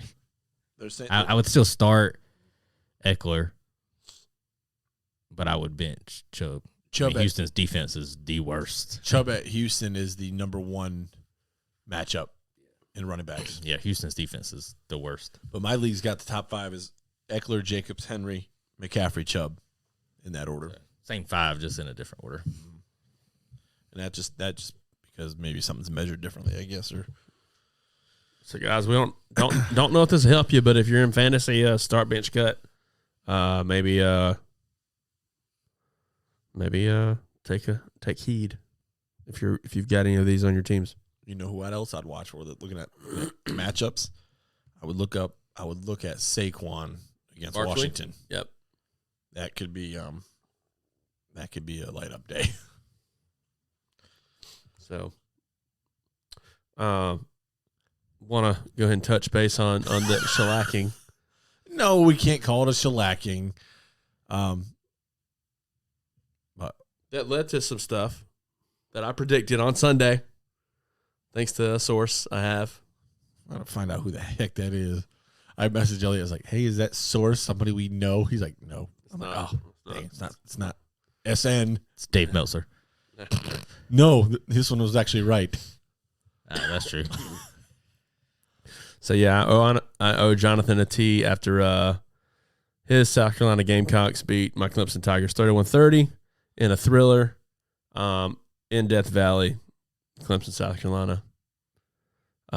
That's probably the worst thing for it. I don't think it'd be as much as if Carolina upset Clemson at home, but I think the fact that it was in Death Valley that's a whole different environment. But not just Death Valley. I mean, it was Clemson's first home loss in like 4 or 5 seasons. It was 40 games. It was 40 games. Yeah. 2016, right? Yeah, 40 games. 40 home games.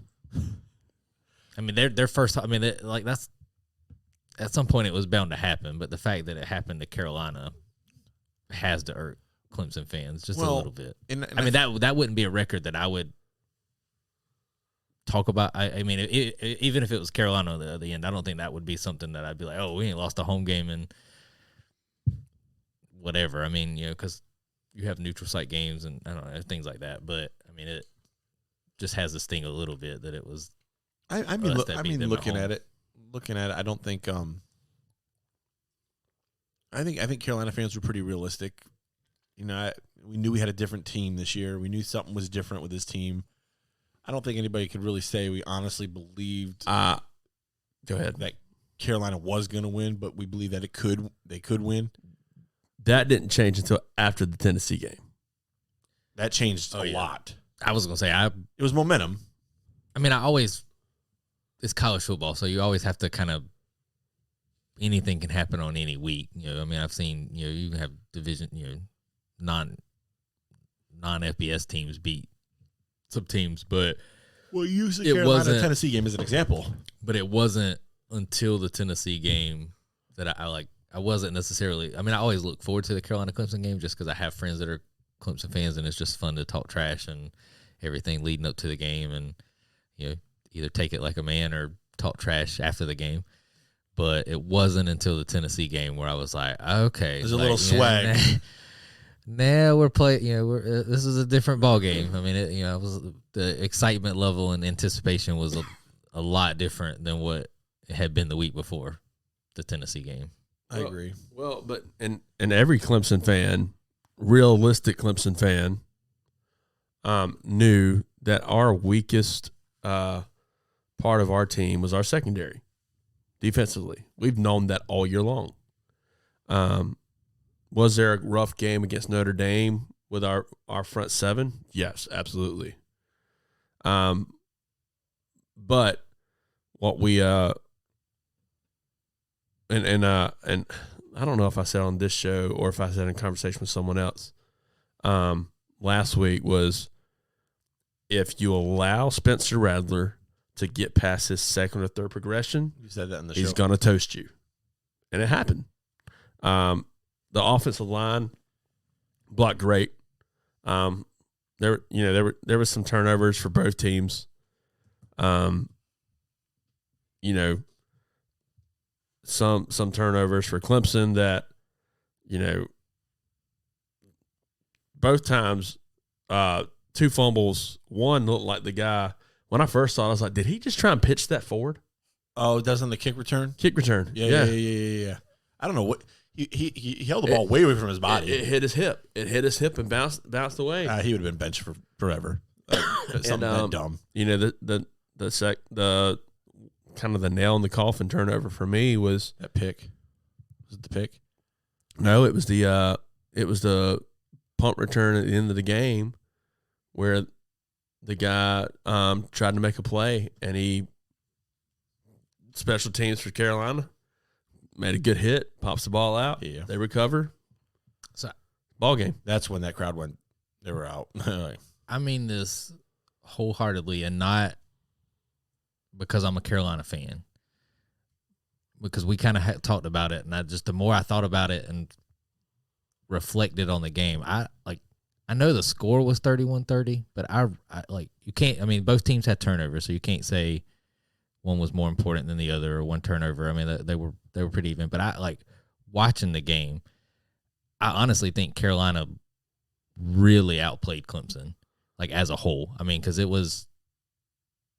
we scored off of one of Clemson's turnovers, but we had the pick six, so we were kind of in the hole there. We were on the 1 yard line, about to it was either going to lead to a touchdown or at least a field goal. Yeah, but you took off points off the board. But you're forgetting something. A big momentum shift. Clemson gets a safety. Clemson returns a kickoff, a free kick, and he fumbles it.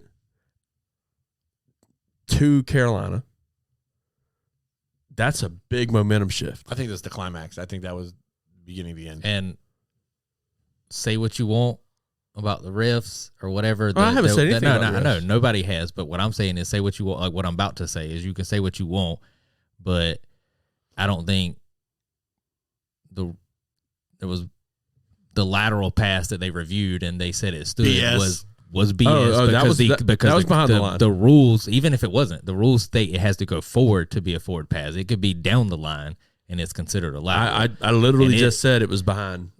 Was behind. So I mean that was another play that didn't go. I mean, like that. That's what I was saying. That was a play. I but read it some would have been a people complain about turnover. that. That was a play. Yeah, but it would have been a turnover in Carolina's favor, and we would have got the ball on our side of the field. So I think, that's what I'm saying. There was things looking back where I really think that Carolina outplayed Clemson as a whole. I think Carolina's mistakes made the game a lot closer score-wise than what it would have looked if Carolina wouldn't have made the mistakes that they made, as opposed to if Clemson wouldn't have made their mistakes. I don't know if it would have. But it's all hypotheticals too. Like Right. we're I know, assuming that yeah. they scored the ball. We don't know if Carolina got the ball and they turn it over. You don't really know. I mean, Yeah. if you look at the NFL just last week with the Buffalo Minnesota game. I mean, Buffalo got the ball Minnesota went for it on 4th and goal, got stopped. It looked like Buffalo was going to run the clock out, and then Allen fumbles the snap on the 1 yard line, and Minnesota scores a touchdown to tie the game to go into overtime. I mean, that you don't ever see that happen, so you don't ever know. I think there was a lot of demoralizing mistakes really on both sides. Like I said, that's why I tried to say I wasn't trying to say that as a Carolina fan. I just thinking back, I was like, I don't really recall Clemson making a lot of If everything went perfect for Carolina, Carolina could have beat Clemson by 14.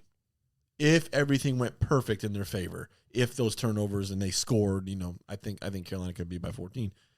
If everything went in Clemson's favor, I think Clemson could have beat. It could have gone the other way too.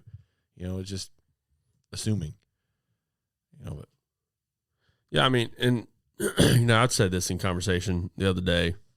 It's just one of those things that you're right. I mean, we can't say what may or may not have happened, but my point was, if and buts. if and buts for candy and nuts, yeah. I had to Google that. No, but It's a Christmas saying. some people got butt hurt because I said, "Hey, Jimmy Ward. no." I mean, Johnathan Wimber. some people no. For me just saying, "Hey, it was one play away from Clemson winning," and they're like, "No, it's more." No, it's one play away, and I don't care if you have 800 yards to 200 yards. If as an 800-yard team you win by 1 point, guess what? You're one play away from losing. Or the other team is one play away from winning.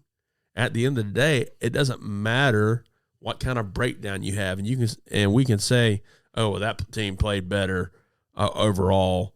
So I mean, they just beat them. End of the day, you got to look at the score, and the score indicated that it was one play away from swinging one direction. And Carolina, big ups to them. Congrats to Shane Beamer.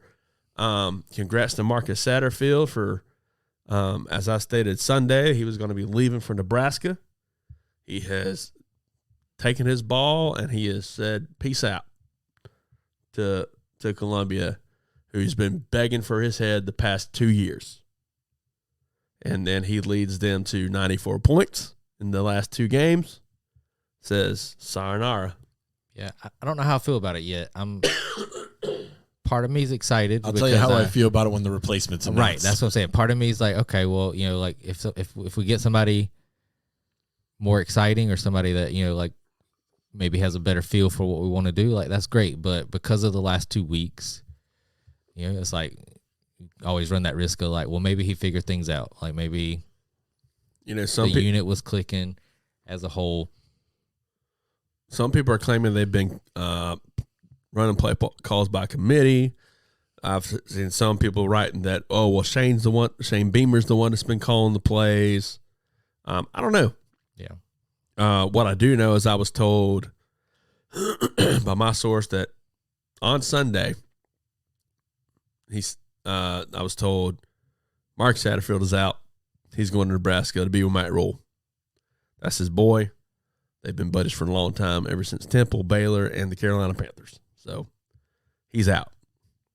And when I asked him the other day, hey, who's the top guys for the job? What I was told was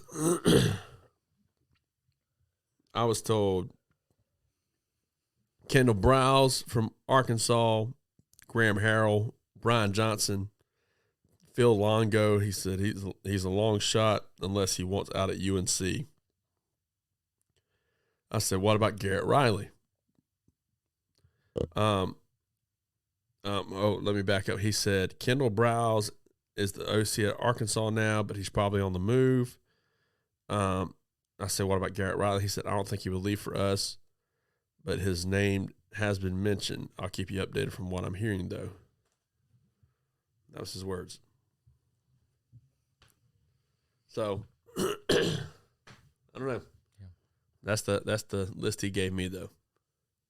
I do have a what if scenario for you, because you and Shane also had a separate conversation about a different topic, and I kind of want to get your opinion on. So me and Shane are both under the impression that DJ should have been benched. They should have brought Cade in. A lot of people are that way.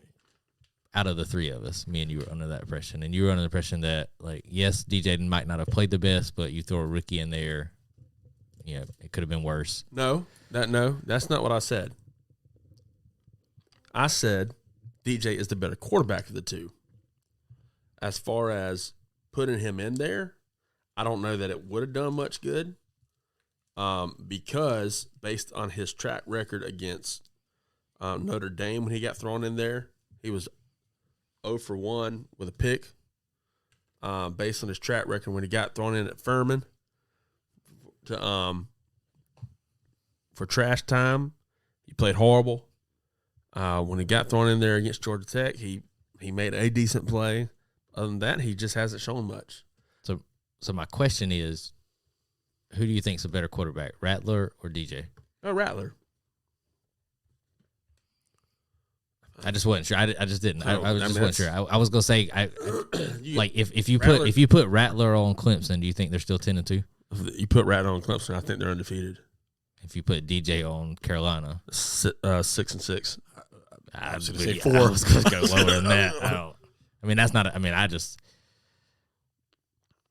Maybe I'm a little biased because it's Clemson, but anytime I've watched DJ play, it's just not been anything where I've been like, he's not.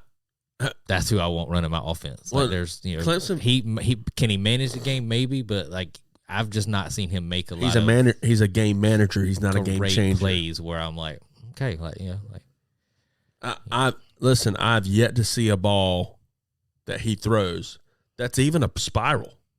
I mean, so I take back my point about Carolina outplaying Clemson, because I think you can look at it twofold. So I keep talking about the turnovers and our turnovers hurting us, but that also goes into play in the game. Our mistakes that we made hurt us more than Clemson's mistakes hurt them, because it led to stuff. So Rattler can be a little careless with the ball. I still think some of it's not on him. He's played better the whole team has played better in the last 2 weeks. DJ ran the ball one time and he got hit by the safety and he got hit on his hip. Yeah. And when he did that, he winced.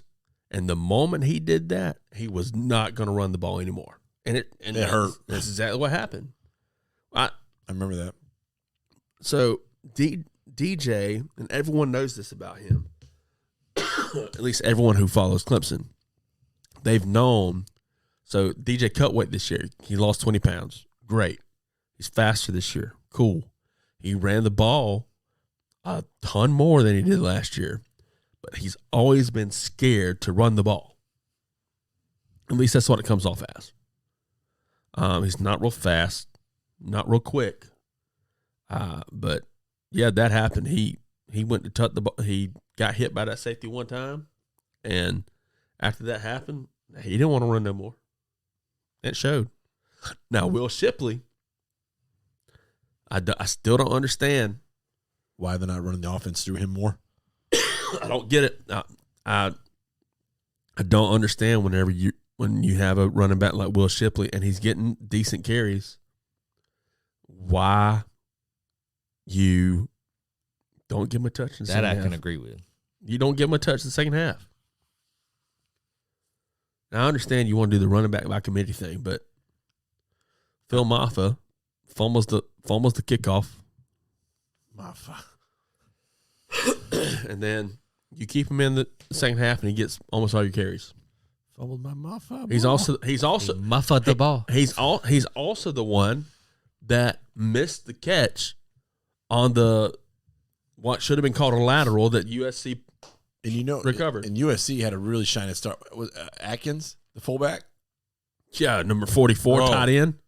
Nasty, like he was a big part. The best catch ever in the South Carolina Clemson rivalry. No All push right. off. So you're Dabo. What are you gonna do? I mean, because you got some changes to make, or some decisions have to be made. Let me rephrase that. I'm one who says you need to get rid of Brandon Streeter. Some people are saying no, Brandon Streeter's a good OC, keep him. But for me, it's somebody's got to pay. For me, it's development. All right.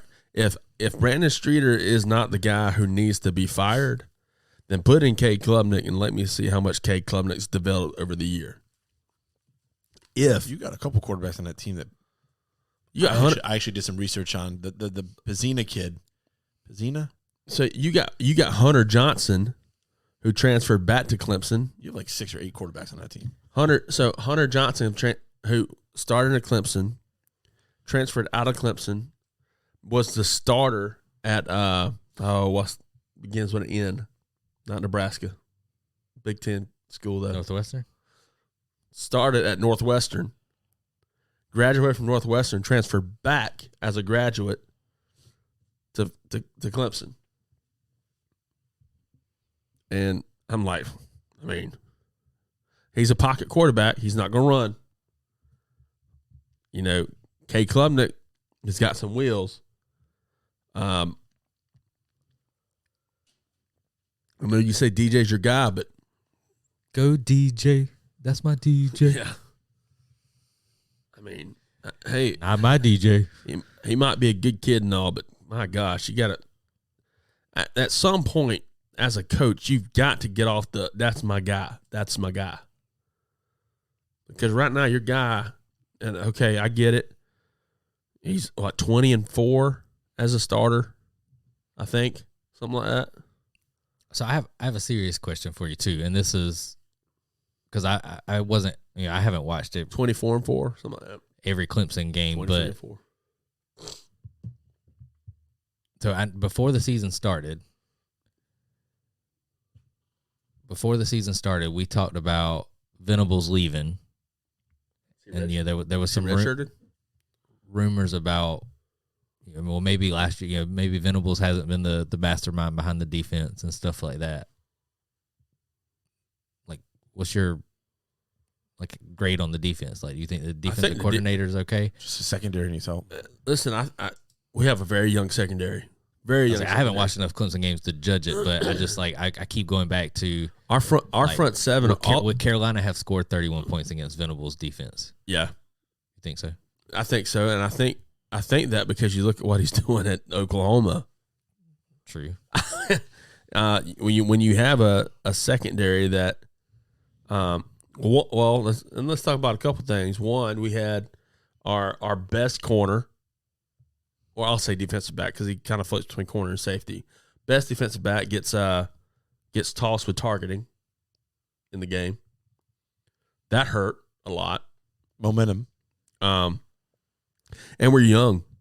Our starting corners is a freshman and sophomore. You know, Nate Wiggins, a lot of upside. I think he's too cocky. A routine play. He does the seatbelt thing.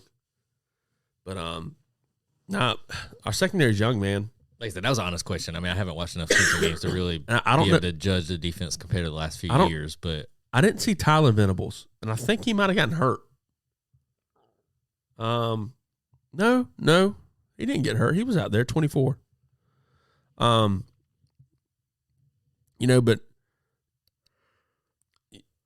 our front seven's good. I mean, we got Jeremiah Trotter Jr. Our D line rotates in and played out. for the Eagles, didn't he? Jeremiah Trotter Sr., yeah. Our front four rotate in and out like crazy. And you got that front four. If you play on the front four for Clemson, you're gonna play in the NFL. That's just how it tends to roll here lately. So, but no, I think has there been some first year woes? Yeah, there's been some, but I'd give our defense coordinator and our defense an A. Even though, despite the Notre Dame and the USC game, I'd still give them an A.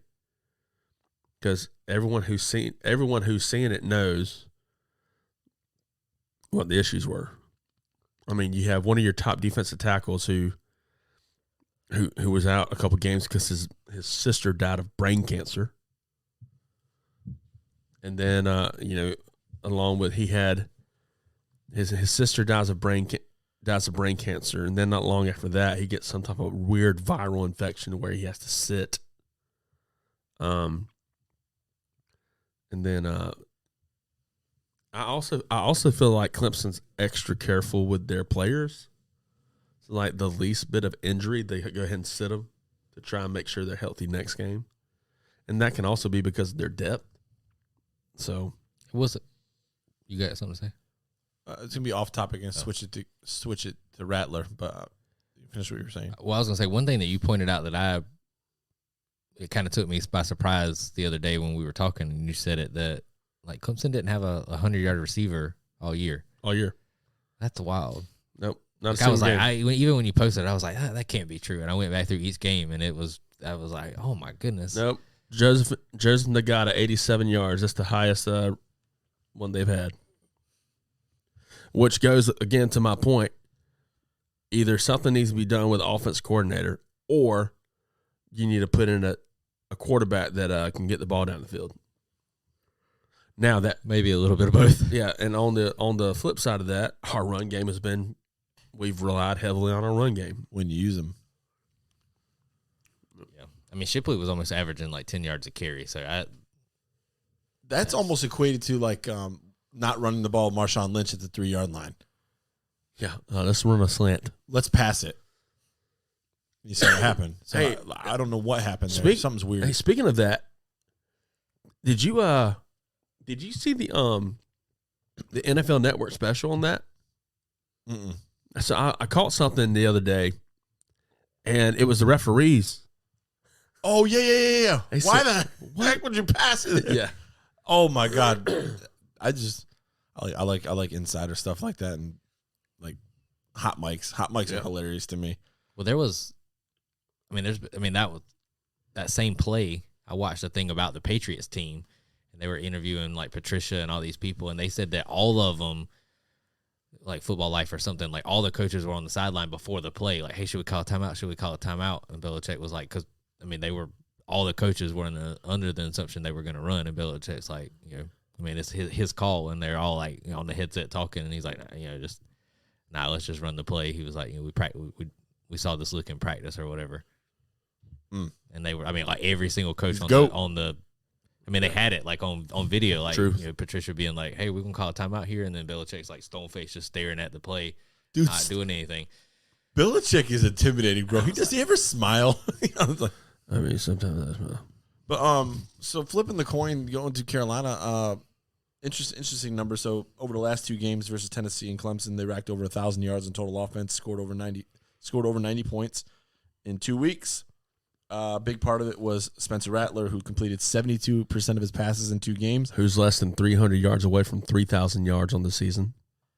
Which is obtainable. 792 yards and 8 touchdowns in 2 games. Rattler has 2 years of eligibility remaining. but is now considering leaving South Carolina for the NFL draft. Yep. I mean, even before the season started, there was still like, Was he a rental? it was We didn't out know. there that he might be out after the year. I don't think his comments make me think he's leaving any more than I did before the season started. Honestly, I think he's coming back. And he's got 2 years of eligibility. I don't know if he'll be there 2 years, but I think he's coming back for one more year. So, hypothetically, I I don't don't see 2 years because of a COVID year. I don't think it doesn't say why. Because he's a junior, so I don't see Spencer Rattler, a person of his talent, withholding himself from the NFL draft that long. However, if Spencer Rattler does play next 2 years, where can Carolina go? What can they do? well, Realistically, To me, that's on. I don't know about 2 years. I definitely think he's back. I mean, there's a chance he leaves for sure, but I definitely think he's back because okay, so say he goes to the NFL this year. He's got the talent, but I don't think he's one of the top QBs off the board. why do I get a Johnny Manziel vibe from him? I mean, I could kind of see it, but I don't think, I mean, Manziel went one, and I don't think Manziel should have the went cigar one. in the locker room. But That was the Spencer Rattler drip. I don't think, like, if Rattler was to declare, That even pissed- if that he pissed has Bogu a off. killer game in the bowl game, and then he's like, hey, I'm going to the NFL, I don't think he's one of the first 3 or 4 QBs drafted. No, he's not. They actually say Well, I guess the question becomes second round pick, Yeah. Okay. not even in the first round. Yeah. I mean, well, this year the second QB taken in the draft was picked in the 3rd round. So, I mean, that don't necessarily say a lot. But based off the last 2 games, if he comes back next year, to build off that, be like, hey, okay, well, if I leave this year, say I'm the 6th or 7th ranked, say 5th ranked QB in the draft class. At one time he was considered the top QB in the draft class and the leader for the Heisman, and then it kind of went downhill. But if he plays like he did the last 2 weeks for a full season, I mean, Well, that's not. I don't think that's even realistically possible. not on that pace, but I'm just saying if he plays close to that or like close to his potential. 300 to 400 yards passing a game. Limit the turnovers and play turnovers. like he did the last couple games for most of the season next year. I think he could be top 2 QBs taken, top 2 or 3. He has the potential to be an NFL quarterback. I think his story ultimately is based on where Carolina ends up, ranked wise. I mean, so you had a garbage Carolina team coming in. Now you've seen them ranked in the top 25. They were fell off. 6-6 last year in the season. 7 and so there's 12 games in a season. So I think they were 6-6, and then They they won won the the bowl bowl. game. So 7-6. Who they beat? North Carolina. Yep. So 7-6 last year. And you've improved 8-4. Well, so let's say 7-5, right? No, they're 8-4 right now. No, last year. They were They're 6-6. So a 2-game improvement. I think if you get Carolina to a 10-win team, top 10, I think you're. They won't finish this season top 10. No. Oh. Next year, Okay, if he yeah. stays another year, if you improve another 2 games, you win 10 games. I mean, you run the risk of That's coming tough. back and your draft stock going down, but I think Or it can shoot I up. just don't. Yeah, I think his It's potential a risk to versus reward. shoot up is a lot higher than his potential to go down. Like I don't think. I mean, he played good the last 2 games and he has the talent, but I don't think there's nothing he could do really next year that would take away a lot of spots. What But I think he could do a lot to move Jaheim up. Bell's a what? Junior, maybe sophomore. So I feel like he's a sophomore, but that's your workhorse. And then the big thing, We know Van's a senior. the big thing Dang too. it. So if you have, I mean, you never know somebody's situation. So like financially or something like that, like it may make sense for him. Like he may need to go, but NIL he's stuff got the now. NIL stuff, and he's the one on the team that's got all the stuff. So I don't think like if money was a factor in getting paid, maybe the NFL would be more of an option. But I think he came to Carolina for a reason, to turn it around or just prove that he could do it. And I think based on the last 2 games, he's in the right direction, but I don't think it's enough to go on to be like, okay, well, that changed your stock that much going into the draft. So I think he's back at least one more year. The second year, I think, depends on how next year goes. I'm hoping. I would love for Clemson and Carolina to both be around 10 wins going into that final game of the season. Yep. Bale is a junior. And so, what I'm hoping for, too, is, all right, so Carolina's ranked, where are they at? 20. And then right Antoine Wells. 18? No, Carolina's 20. Are they? Yeah. Okay. So if you're 20, bump it up a little bit if they win a bowl game 17, for next year. 17, 16. Now Stogner's a senior, so Stogner's gone. What I'm hoping for is Wells is a junior. Recruit. So he's the one that's went off the last 2 weeks. Yeah. So he's a junior. Is Juice Wells, is he number, which one's number 13? That was Jalen Brooks. He's a senior. That joker's fast. He's a senior. So what about commits Carolina has coming in? Well, that's to be determined because Beamer posted that after the win, they had a lot of recruits that had already committed elsewhere. They were calling Carolina, not the other way around. I saw that quote on Twitter. That's interesting. And he went quiet about it. He didn't want to say anything specific, but he said it's going to be interesting recruiting for sure. Yeah. But I think Carolina's got to keep winning though. They can't. They got to win. They have to win the bowl game. So here's my decisively. My biggest take on Carolina's season, and I think maybe what changed it around the last couple weeks. So I mean, Rattler has the team as a whole played better, but I think Carolina's identity changed from the beginning of the season to the end. I think Carolina at the beginning of the season went into it as a run first team, pass second, and to me that never seemed like with Rattler, Stogner, and the receivers we have, it just never seemed like. I mean, it seemed like we should have transitioned to that, and most of the big plays and a lot of the points came from the passing game. So I think the identity changed towards the end, and that's kind of what allowed us to get to where we're at.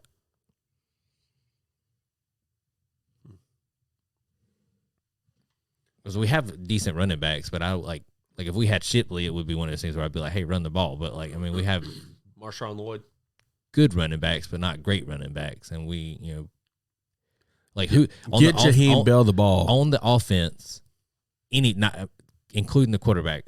Who's the top player on Carolina's offense? Jaheim Bell over Rattler.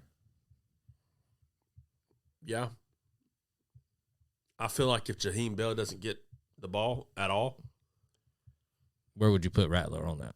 2.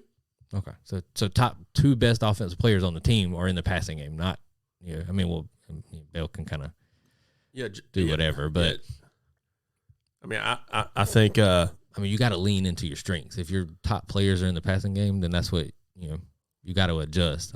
Jaheim Bell is a tight end who can run like a running back. It's ridiculous. Like, I'm with you in the same boat. To me, Shipley's the best player, by far the best player on Clemson's offense. Oh, yeah, like he should be what the offense is tailored around. I still haven't seen his breakout speed, which is upsetting because it's my understanding he has it. Then I've heard multiple times that he's injured. The Antoine Wells kid is nasty too, and just playing juice, just playing through injury. He's just playing through injury. Is he senior? Yeah, good. Junior. Well, let's guys. So we talked a lot about Carolina Clemson rivalry week, but it was rivalry week, and for the most part, across the board, I mean, there was a few lopsided games, but a lot of the games, I mean, it just goes to show close. Like rivalry week in college football. I mean, I'm looking at top 25, and it's 24. Mississippi beat Ole Miss 24-22, Tulane Cincinnati 27-24. NC State beat North Carolina by 3 in double overtime. Florida State won by a touchdown against Florida. I mean, most of the games were all within, Georgia beat Georgia Tech 37-14, but it was close for a while. I mean, Georgia Tech was putting up a fight I mean, against the number one team in the country. Now that one of the biggest lopsided wins was Michigan over Ohio State. And you know what? As much as I was upset and hurt at the Clemson loss, when I turned over to that Michigan-Ohio State game, man, I got happy really quickly. I thought for sure Ohio State was going to take it based on the way things had gone for Michigan the last couple of weeks. But because the reality is, I can handle a loss to South Carolina. It doesn't bother me that bad. I just prefer Clemson. But you know who I hate? I hate Ohio State. OH, oh no. Hang on, Sloopy. Sloopy, hang on. So, yeah. And rumor is that Ryan Day's little grace period is over and done with at Ohio State. They're pretty ticked that he's gotten demolished by Michigan the past 2 years. So, kudos to Jim Harbaugh. So then you had Alabama put a whooping on Auburn. TCU blew out Ohio State. Texas A&M upset LSU. Yep. So that would have been, pretty much kicks them out of any consideration. Even if they beat Georgia, I don't think they're in. USC beat Notre Dame 38-27. And then the biggest victory of the week was Tennessee beating Vanderbilt 56-0. It's just like the way we played last week against Tennessee, and then seeing them come out and play this, and I'm like, man, like I just wish Carolina would have played like they had in the last couple of weeks, a little bit more consistent like that over the season, because there's no telling what could have been. Well, and also in college football news, the coaching prospects are. It looks like Hugh Freeze is a done deal in Auburn. Looks like the Lane train might be staying in Ole Miss. Colorado has given Coach Prime an offer, or maybe reportedly has talked to Coach Prime and offered him a job. And I must commend. 12 hours ago, Deion Sanders confirms that he received an offer. Well, and that's what I was going to say. That was my next thing. I want to commend Coach Prime, Deion Sanders, for his transparency, because oftentimes what we see are coaches who deny or brush stuff over or whatever, and he's been very honest and open, and I just can't. Man, I can't commend the guy enough.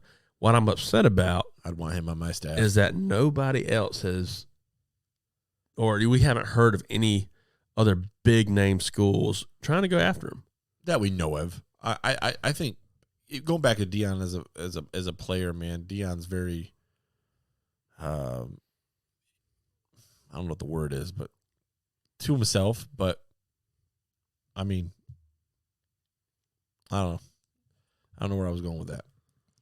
I lost my train of thought. Yeah. Go ahead. I was going to say, ultimately, I hope he stays. I mean, I'd like to see him get the shot somewhere else, just at a bigger school, just to see what he could do under a school that has more. But God, don't go to Colorado.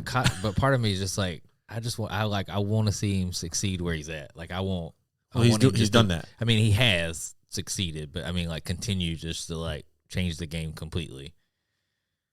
I think he's done that even more than he's already done it. Well, what could he do more to change it even more?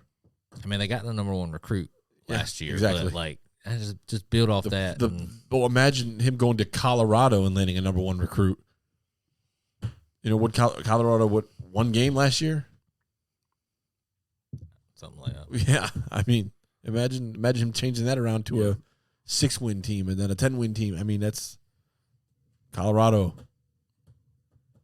Yeah. But I mean, how cool would it be? I think it's cooler for him to go to I don't want to say lesser known, but a not as prestigious school as a mid-tier. They're mid-tier Power 5. As a like where I think he would love to be is Florida State, or even the other Florida school that everybody was talking about. A&M? No, the other one. I'm just kidding. Was it Central Florida? US? Oh, UCF? Yeah, Or USF? Yeah. I mean, I think. See what I would like. Dang, it's cold in Colorado though. What I would like. He just is had that knee for, replacement. they have, you always have the powerhouse schools kind of bring in some, cupcake games, like, and then you always have, Appalachia State usually always has, it seems like an upset every year, but I'd like to see them play some stuff like that. The SEC canceled the Texas-Oklahoma games that they were going to play like coming up because they're getting ready to join the conference. And so like there's some open games on the schedule. Like I just think it would just be neat just to, before he leaves to play see how far you come. Some higher caliber teams just to see like where you're really at. I mean, not that he's not there and that the team's not, I mean, they went undefeated, but just to, like for comparison to see, like, does a team show up? Is it a close game? Do they knock off the upset? Like if he was if Jackson State was to play Mississippi State, Ole Miss, somewhere, a team like that and come in and do the upset, like, yeah, you get people talking big time then. It would do wonder. I mean, I don't think a loss to Ole Miss or whatever would diminish much, but I think a upset win would do wonders. I mean, he's already doing wonders for recruiting at the school, but I think that would be like, I mean, it could change. Big in state, for sure. Well, guys, that it. And then we got conference championship games this week. We do. You got Clemson versus North Carolina. North Carolina losing to NC State. They lost last week too, didn't they? They sure did. That game's gonna be close, man. Well, all depends on. What are you thinking, Elliot? As a Clemson fan, I mean, I know what you want to see, but what's your gut tell you? I think Clemson bounces back. I think you see Cade in this game. I think Clemson bounces back big. Behind DJ, or do you think Cade's in this game? I don't think it matters. I think they bounce back big, like blowout. Mm-hmm. I'm gonna say 21 or more. Oh my God! Well, and I say that. Here's why. I say that because the history of Clemson in these ACC championship games, if they've had a close game or anything, they come out mad. One thing historically, I'm going to say historically, you don't want to face is Clemson after a loss or after a close win. Johnathan?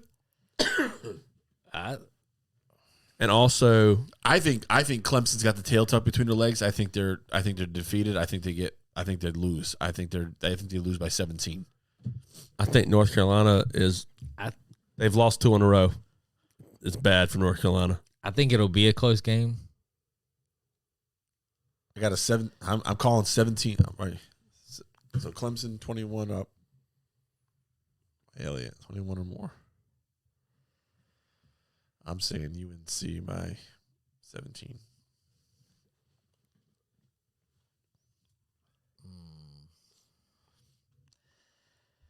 So I'll take North Carolina by 3. Ooh. All right. What's the next game? Georgia, LSU. Georgia. I don't think there's any chance of an upset. Georgia. We're going all the way.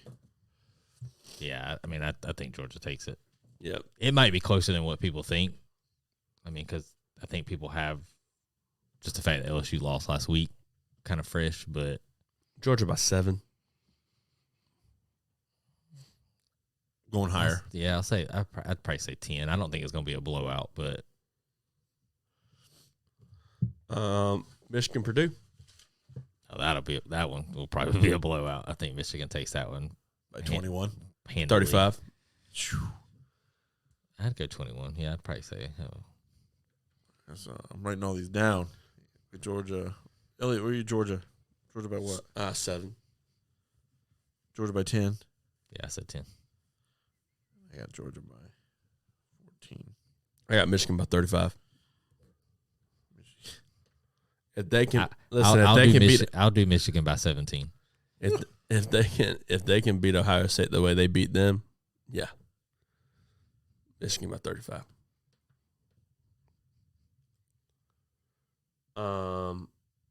You got Southern Cal versus who? Utah. Gosh. I hate to pick USC. Ugh. I hate to pick Southern Cal. So I'm not. I'm picking Utah. Utah by 3. I have USC by 7. Just for reference, Utah was USC's only loss this season, 43-42. But I'll go USC by 10. Hard to beat a team twice. And then TCU and Kansas. There's 2 more games, TCU and Kansas and UCF and Tulane. So TCU and Kansas was a close game originally, in which TCU won, but Kansas' starting quarterback got injured, like very first quarter of the game. Yeah, TCU won 38-28. Did Kansas' quarterback, is he back? I have no idea.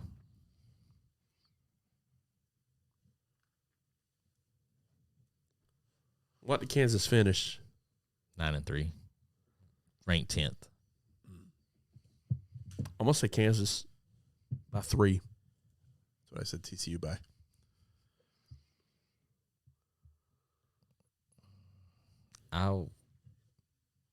This one's the one I think I'm going to take TCU by 14.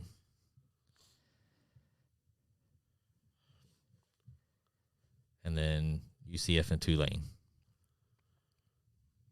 Tulane.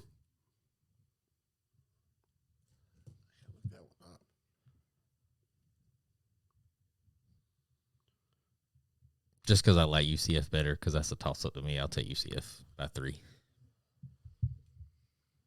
Elliot, you take Tulane? Yeah. UCF by 3? Elliot, Tulane by what? 7.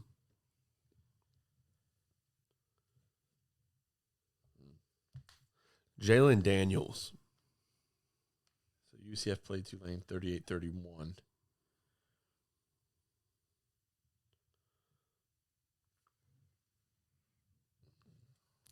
It'll be a good week, though, for sure. I think there will be some tough fought games out there. A lot riding on the line for some teams. Jalen Daniels injured his shoulder against TCU. In like the first play of the game, first quarter, something like that, when they played originally. But he's back. He's healthy. So I think it's a different outcome. GTG? Oh, yeah, man. Oh, yeah. Man, I know. It's been a longer show than usual, but we had a lot to talk about today. So, guys, we, as always, appreciate your time. Appreciate you hanging out with us. We hope you enjoyed the show and everything.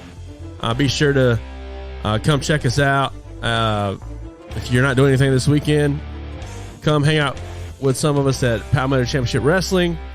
Also, be sure to check us out next week. Follow us on social media at Lowdown Popcast. And as always, once again, thank you for hanging out with us. I'm Elliot. I'm Shane. And I'm Johnathan. And this has been the Lowdown Popcast. And as always, guys, let's keep it popping.